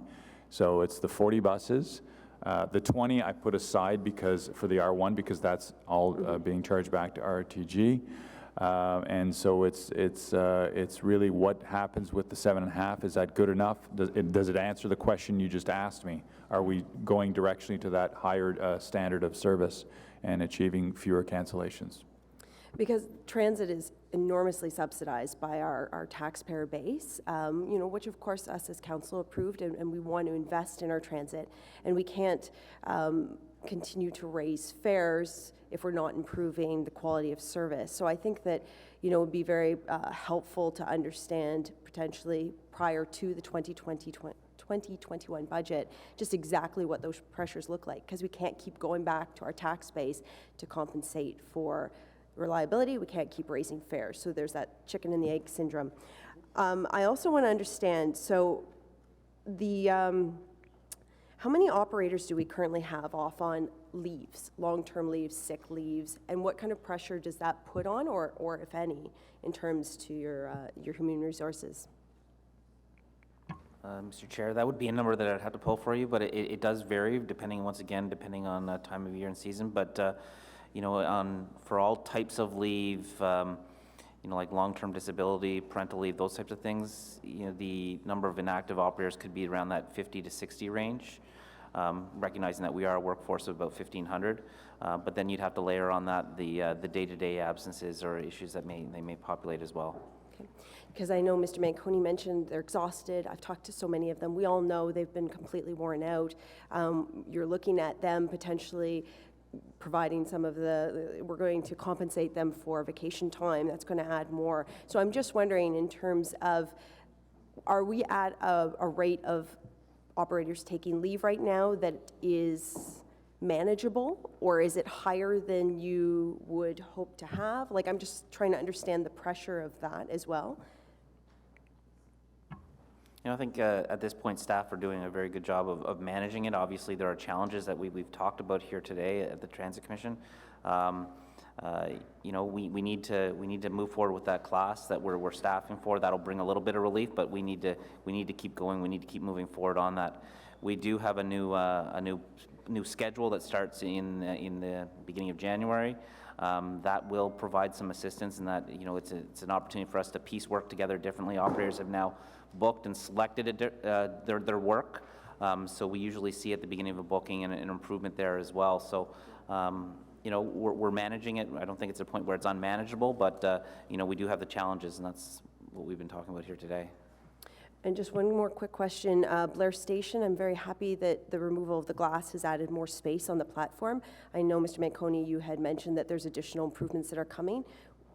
Have you determined what those are? I know there was difficulty identifying them, and what's the time frame?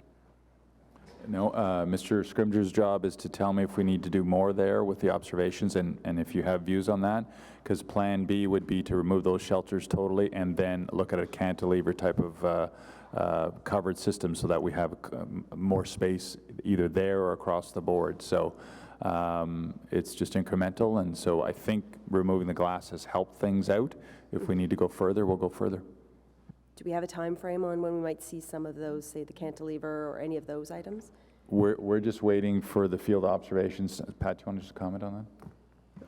There's, Mr. Chair, our teams have been working since before the train opened on possible enhancements across the system, possible physical enhancements at all parts of the stations. We're developing that list. We want to make sure that make that list big before we start to prioritize it or to cut it down into what should be done first and what's what's practical and what's affordable. So we're still building that list. Any suggestions about how to use the space we have at Blair Station are welcome. As John mentioned, we're certainly looking at the possibility of changing the sheltering system so that it cantilevers off the back wall on the south side rather than being freestanding shelters.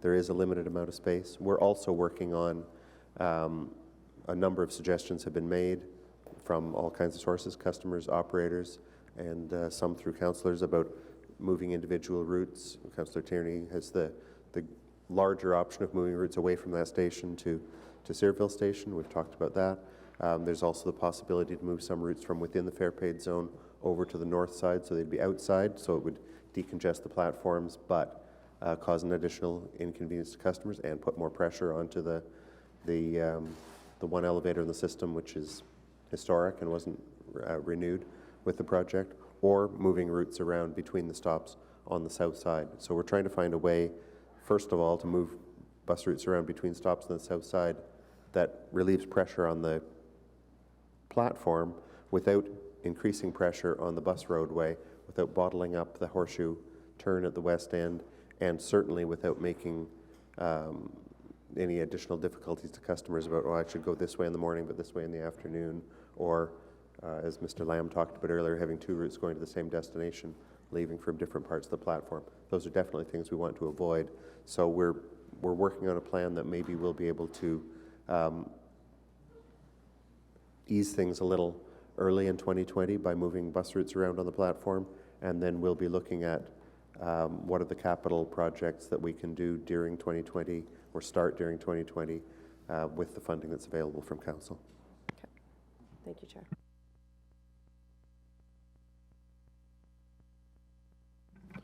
Okay, thank you, Councillor Dudas. Commissioner Olson would like an opportunity to speak. Thank you, Mr. Chairman.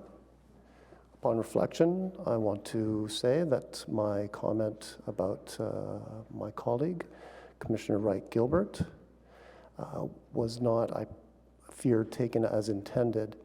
I was merely citing what I thought was a well-known scientific fact that women typically do have a better sense of smell than men, and that this has been attributed to them having actually more brain cells than men.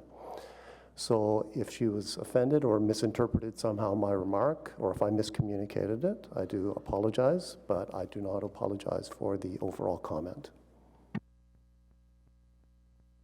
Okay. Okay, thank you, Commissioner Olson. Sorry, Chair. Oh, sorry. We need a fulsome apology. This is a half-baked apology, and we need a fulsome apology. Thank you. We're getting way off topic here, so if you could make that a little more wholesome or fulsome for folks, that would be great. Commissioner Wright-Gilbert, I apologize. Thank you, Commissioner Olson. Okay. All right, so next, Councillor Blais, please. Thank you very much, Mr. Chair. And just cognizant of the time, if you wanted to break for lunch, I could keep my Can you come back here? questions until after that. We have, obviously there have been a number of changes that have been needed to be made since the launch of LRT, and additional buses, route changes, et cetera, the platforms, we got problems. Clearly, there was some misjudgment or error or whatever you want to call it made during the modeling of everything that led us to the decisions that were eventually put into place. Given that we have detours for stage 2 that are going to begin sooner rather than later, and given your comments about the state of the workforce and their energy and how hard they've been working, et cetera, and the challenges in bringing new operators on board fast enough because of training and the issues that you've raised, how are we going to get the workforce out of this state before stage 2 opens? Because we've got 4 more years of construction and presumably a series of detours and changes over the course of the next 4 years. That's a good question. So the January plan, when we were doing that, we focused on also the detours that come into place, Pat, in May. So we looked ahead on that also. So it's a 2-step process. We need to land the January service change, and also we are looking ahead on, we looked at bus count, we looked at operator count. So the buses, for example, they're coming in. The detour buses are coming in on schedule, ahead of schedule. The operators, that's why we're not stopping on the recruitment. We're exceeding what we actually need, so we have a good buildup of operators. And the deal we did with Union certainly helps us create capacity on people saying they're not going to take a certain number of people not taking vacations during that period. And hence my unrelentless push of RTG in terms of, that trend better continue on the rail service, and it has to continue, otherwise it causes us to do other things on the bus side of things. So we have looked at it. We're being proactive, and we're being very cautious in terms of numbers and ensuring on that. The detour routes on the stage 2 piece, that's been looked at. They are more straightforward than the stage 1 detours. Those are highly complex, as you recall, Councillor. So, but even if the train gets to the absolute highest level of performance that we would expect, and you don't need the 20 buses on R1, can 20 buses in the general fleet make that big of a difference for some of the persistent issues we're hearing about in terms of capacity, about being on time, et cetera? And then if they're currently being paid for by RTG, presumably we'd have to pay for them to put them into service.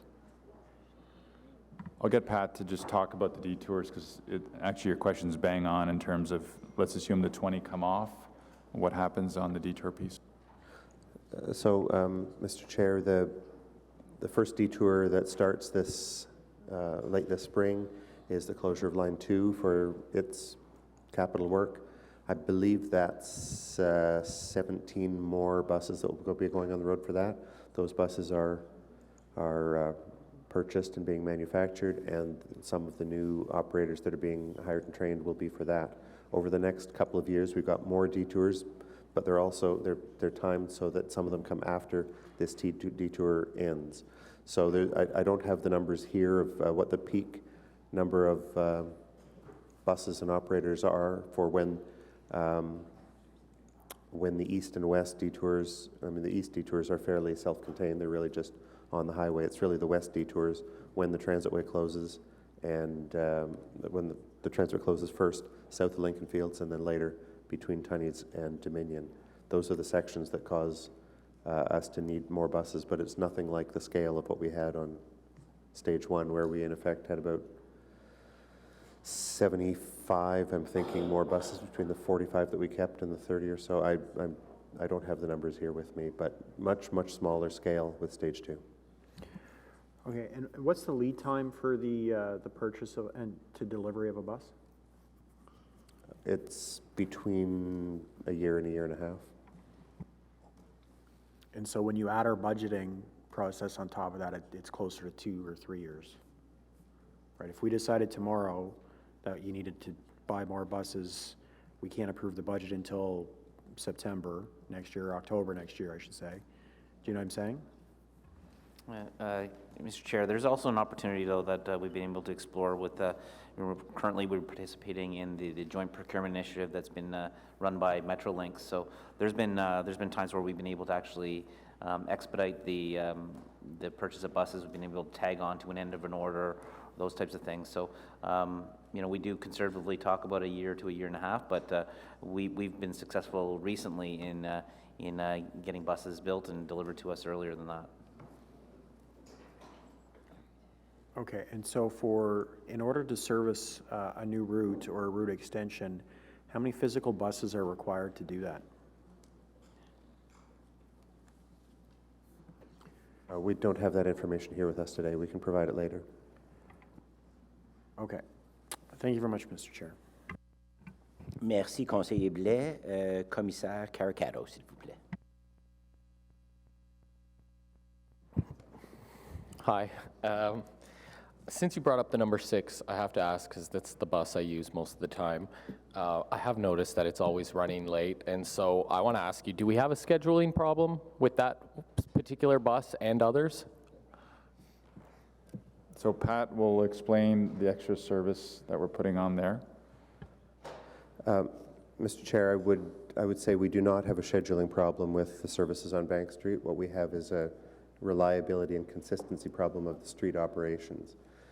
We need to schedule the service so that it accommodates a certain proportion of the variability, but we can never schedule it to accommodate all the variability. And Bank Street, possibly more than any other street in the city, has a great deal of variability.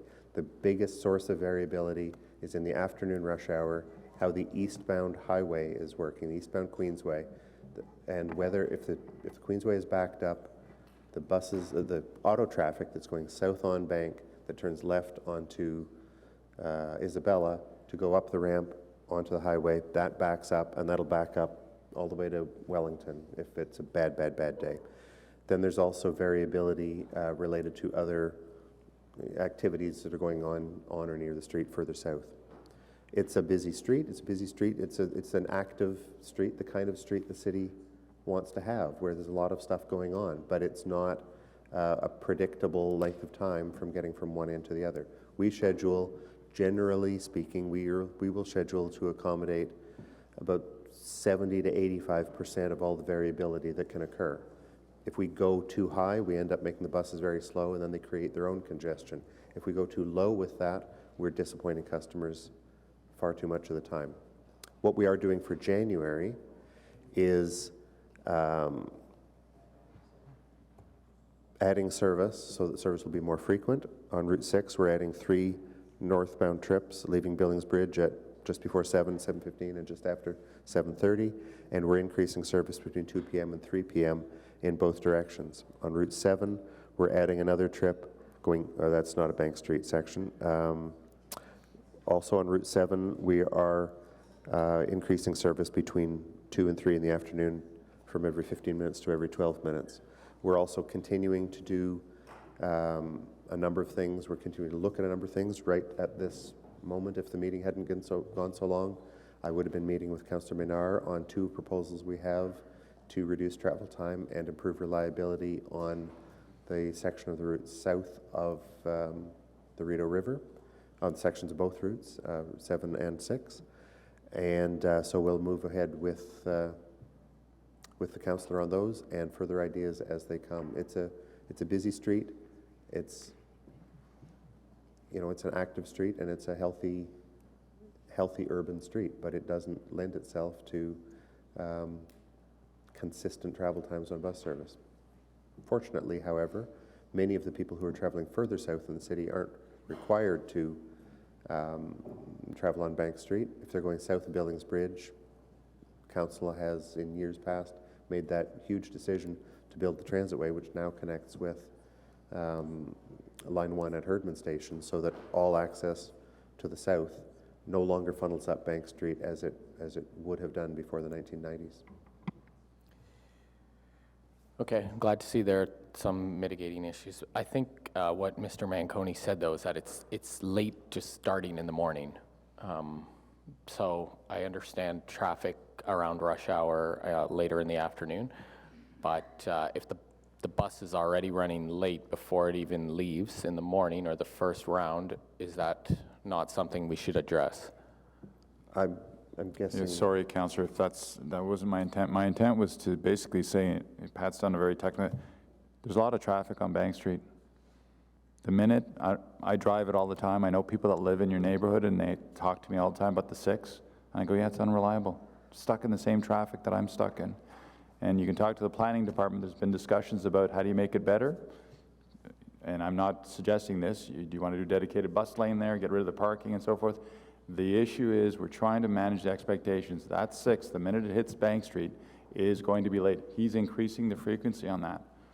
It's not going to make it more reliable. There'll be more buses there. Yeah. And I know you're in that area too, so I'm just being candid with you. Yeah, no, the buses are late. We got lots of complaints about the 6. I appreciate the candid comments. Do we have a scheduling problem citywide? Forget the number 6 for now. What we have now is we have new data that's been coming in since the 2nd week of October, which allows us for the first time to set schedules for the new routes based on reality, based on actual observations.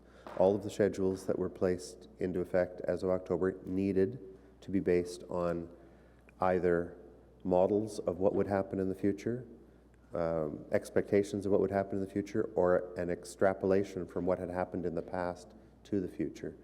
There's not, in my opinion, there is not a problem with scheduling. There is, and the audit this year will help us to find if there are any systematic problems or systematic things that we should be doing differently.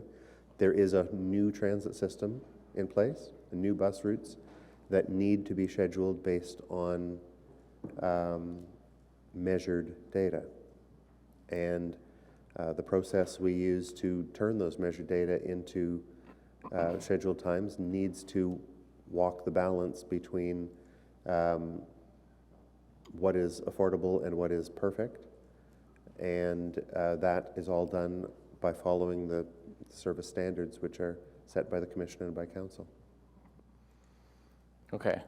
Since you brought up affordability, I'm rereading some of the, comments Mr. Manconi provided us after that article we read last week in the paper, in the Citizen. And you write, to put things into perspective is also important. 1 minute of recovery time across the system costs $1 million. Can you explain in detail where that figure came from and what it means? Yeah, so the statistic there is a general statistic that we use. I mean, if we look at it, we do 8,600 trips a day. If you take the operator's wage rate divided by 60 to put it to a minute, 8,600 trips times that 1 minute for that operator's wage rate times 261 weekdays, it comes out to a little over $1 million. So it's a general calculation we use. It doesn't include bus purchases or a potential increase in maintenance costs. It's just purely bus operator labor costs. But it just gives us that, that high level indication that, you can spend $1 million very, very quickly and have very, very small of an impact. So you need to, when we want to look at recovery time and running time, we want to make sure that we're inserting it in the areas where it is needed the most.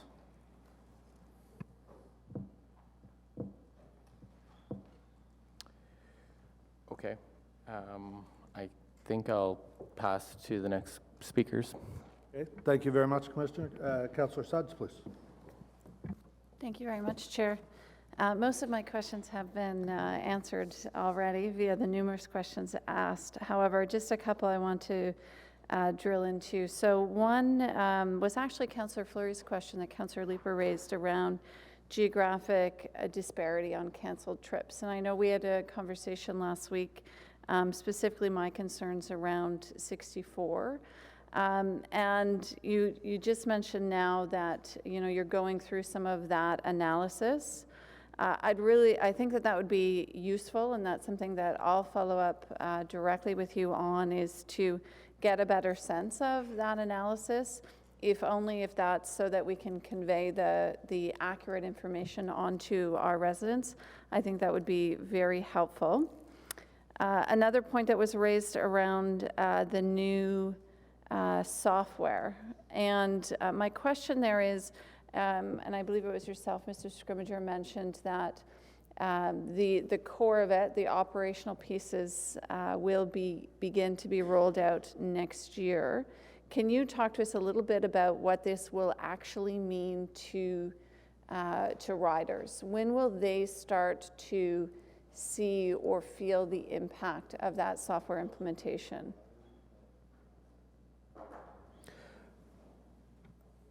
I would say it'll be gradual, incremental, and probably fairly smooth. The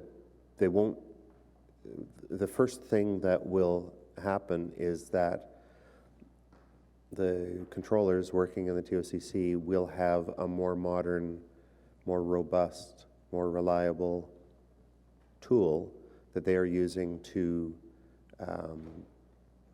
monitor the system and to make decisions to improve reliability.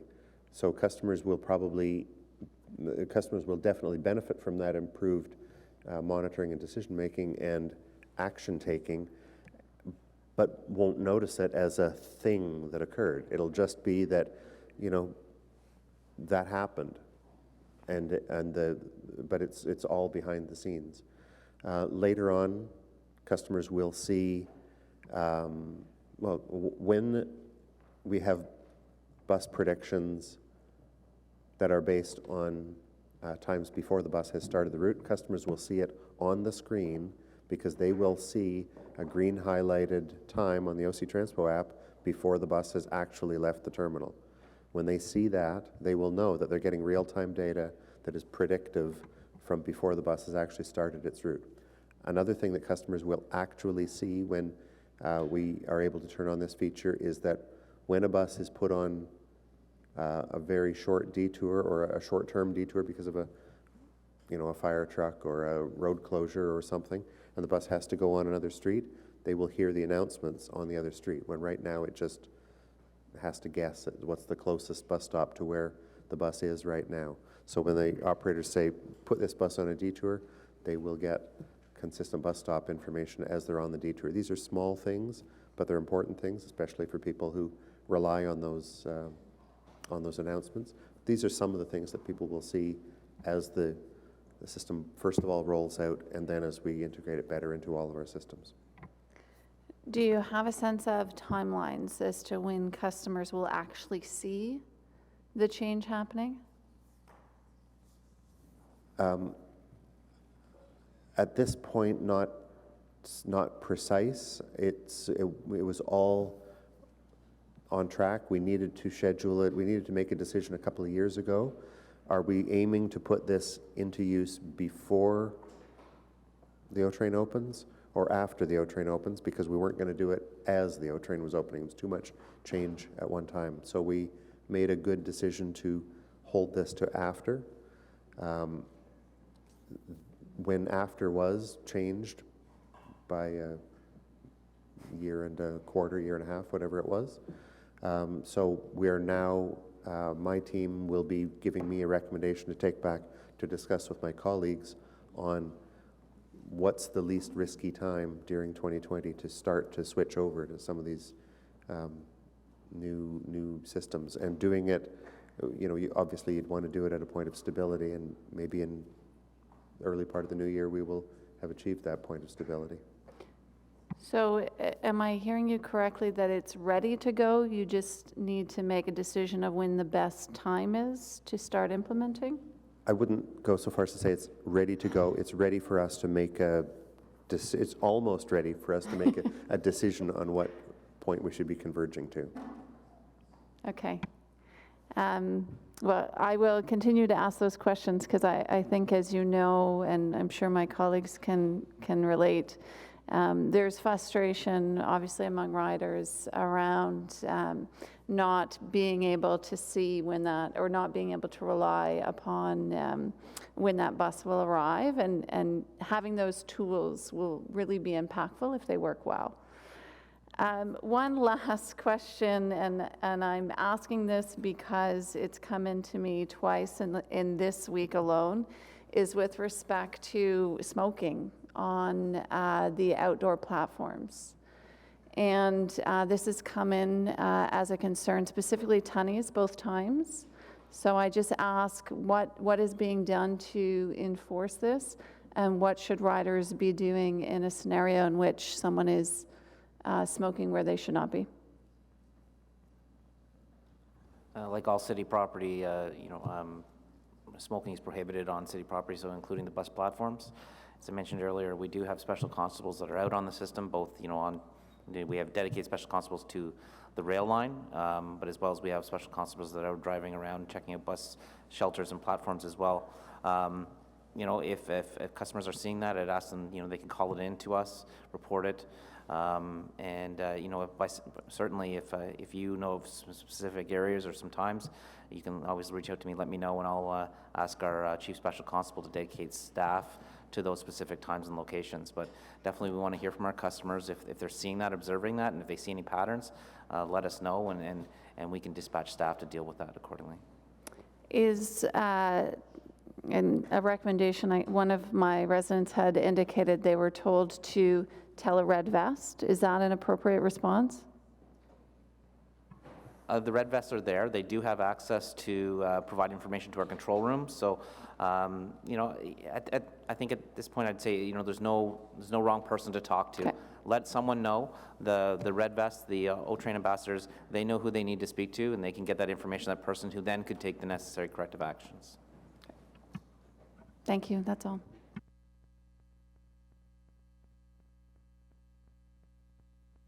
Okay, thank you, Councillor Suds.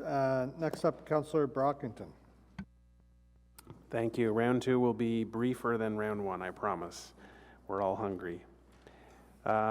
We focused a lot on canceled routes and the data that you're collecting on canceled routes. What type of data do you collect on late routes, and what do you consider as late? We collect data on the on-time status of every bus approximately every 30 seconds. Sometimes more frequently than that. And we record all that data, and we keep that data for analysis, and then as time goes on, we sort of boil it down so we're not keeping the fine level of detail for years and years and years. We use those data, obviously, first of all, we use those data to provide on-time or real-time predictions for our customers. The data that we see on our apps and on the screens and on the 560-1000 are all from that data source. We also use those data to see which, just to do some very high-level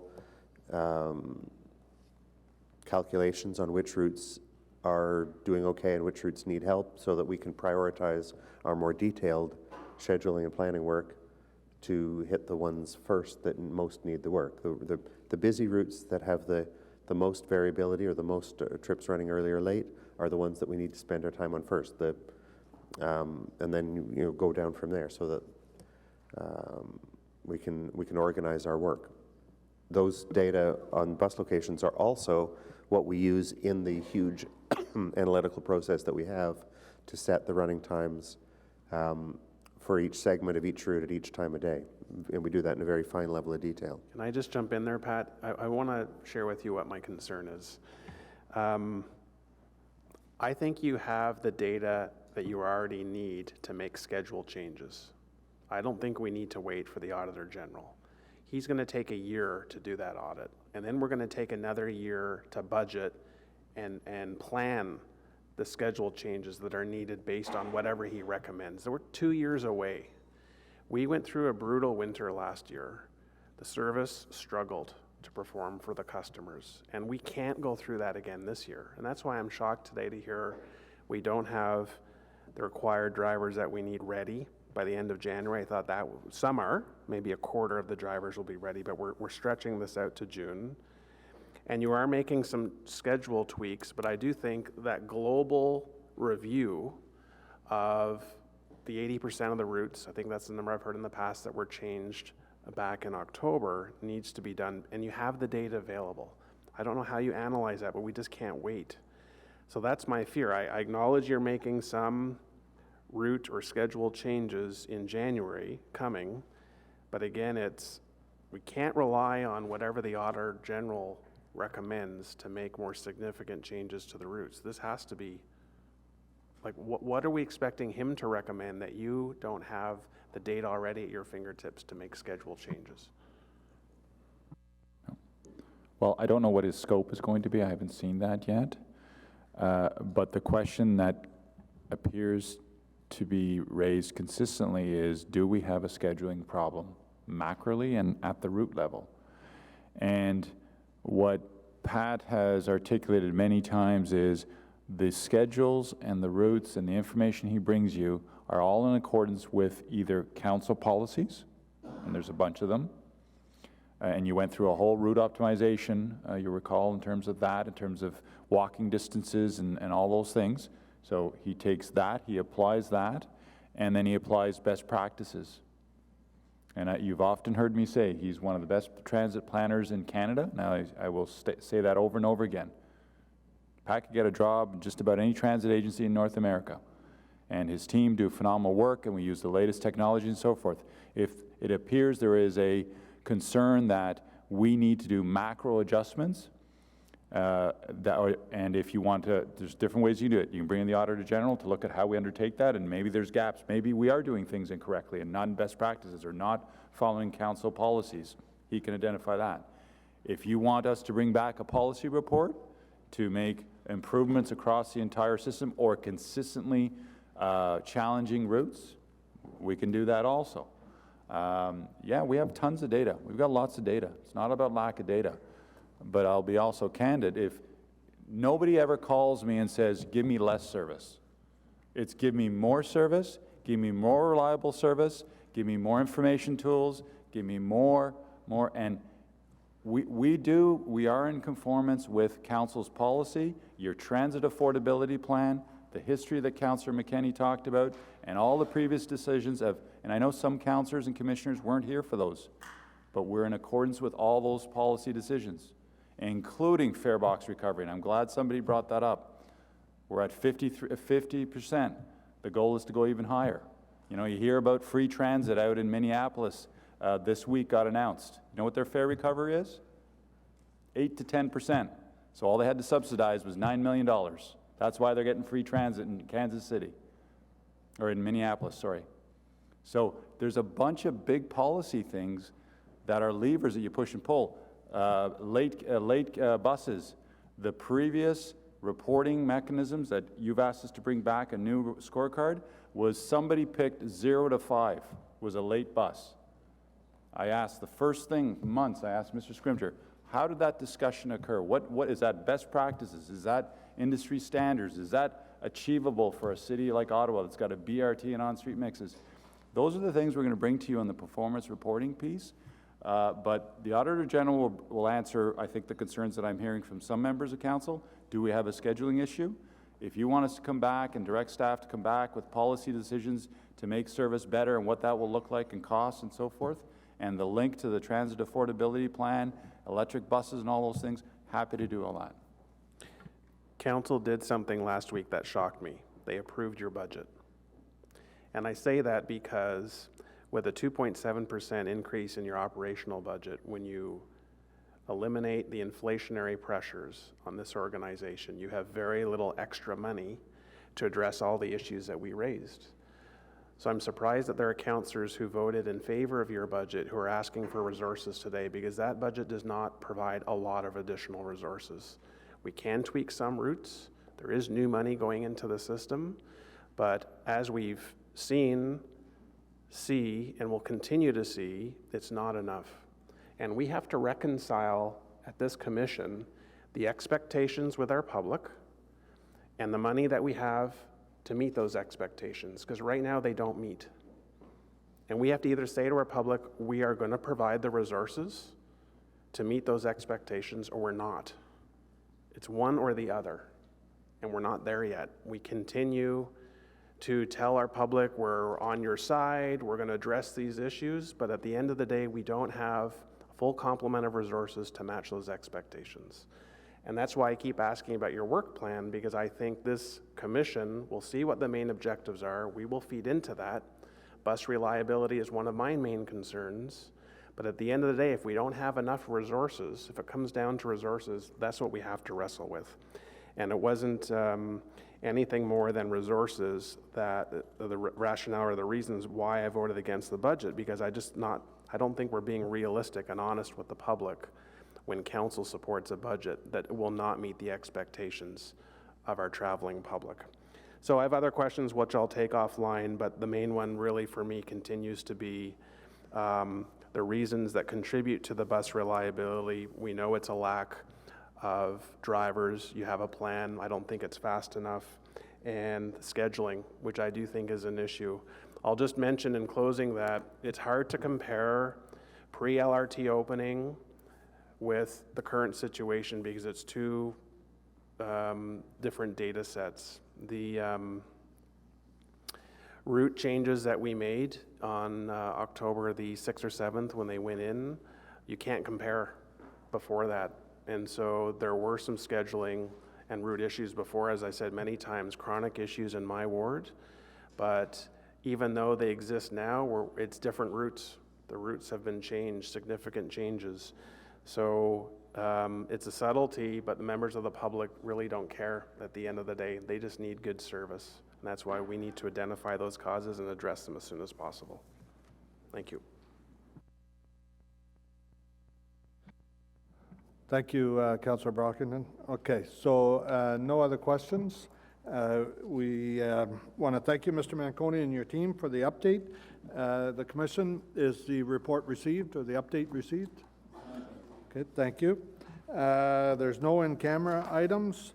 Notice of motions for consideration at subsequent meetings. Are there no, I believe Councillor Kavanaugh has one? You too? Okay.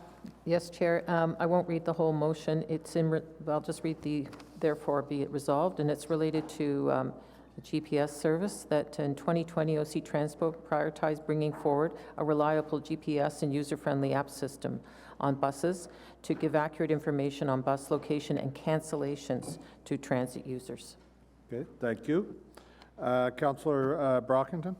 Thank you, Mr. Chair. This is on behalf of Councillor Fleury, who couldn't make it to the end, and is not a member of the commission, so I'm reading this into the record as well. It's regarding sharing real-time data, and I will only read the therefore clauses at this time.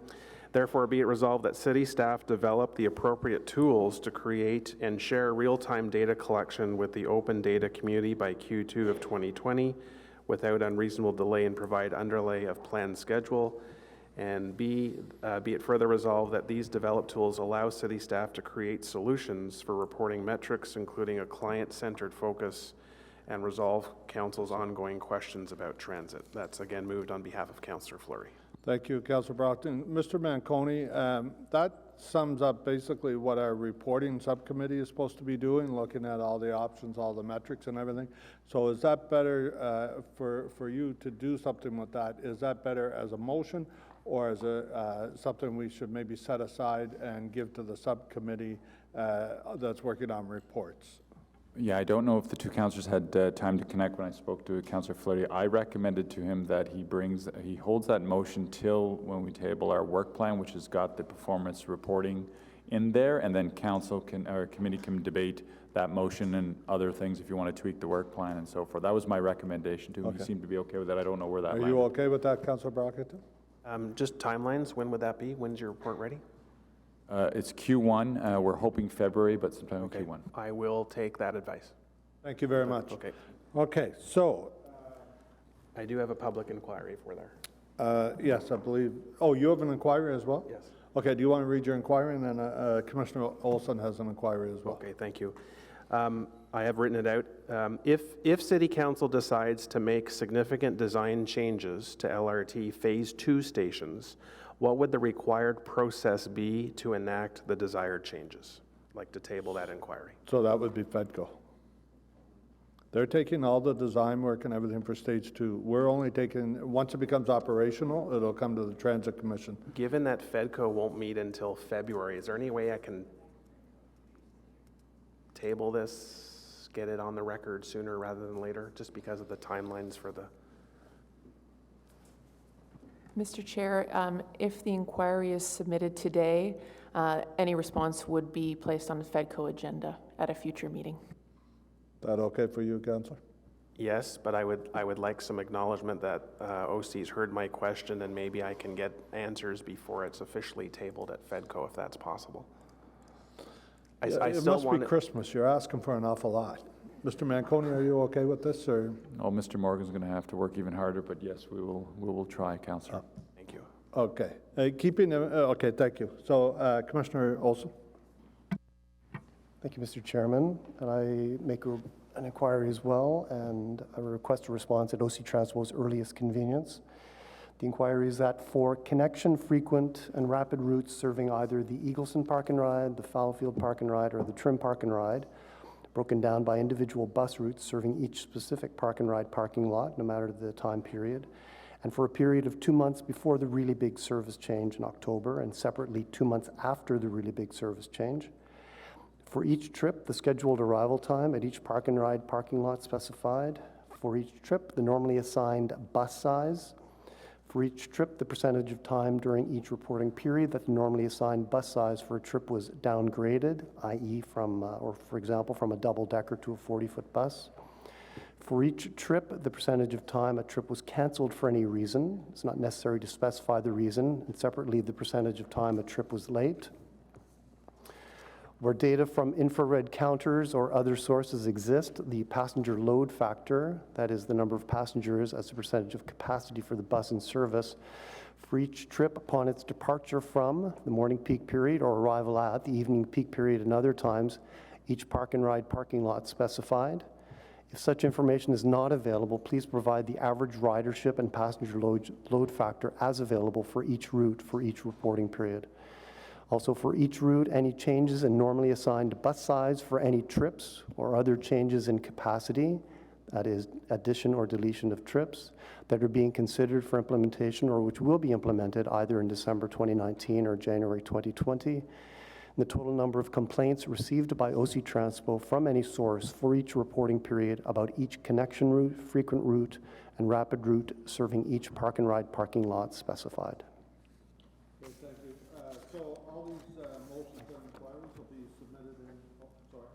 All the motions and inquiries, to just remind everybody to submit them to our clerk in writing, please. Okay, is there any other inquiries? No? Okay, no other business. Can we have a motion to adjourn? Motion to adjourn. Thank you. Merry Christmas. Happy holidays to everybody. Our next meeting currently will be Wednesday, February 19th, 2020.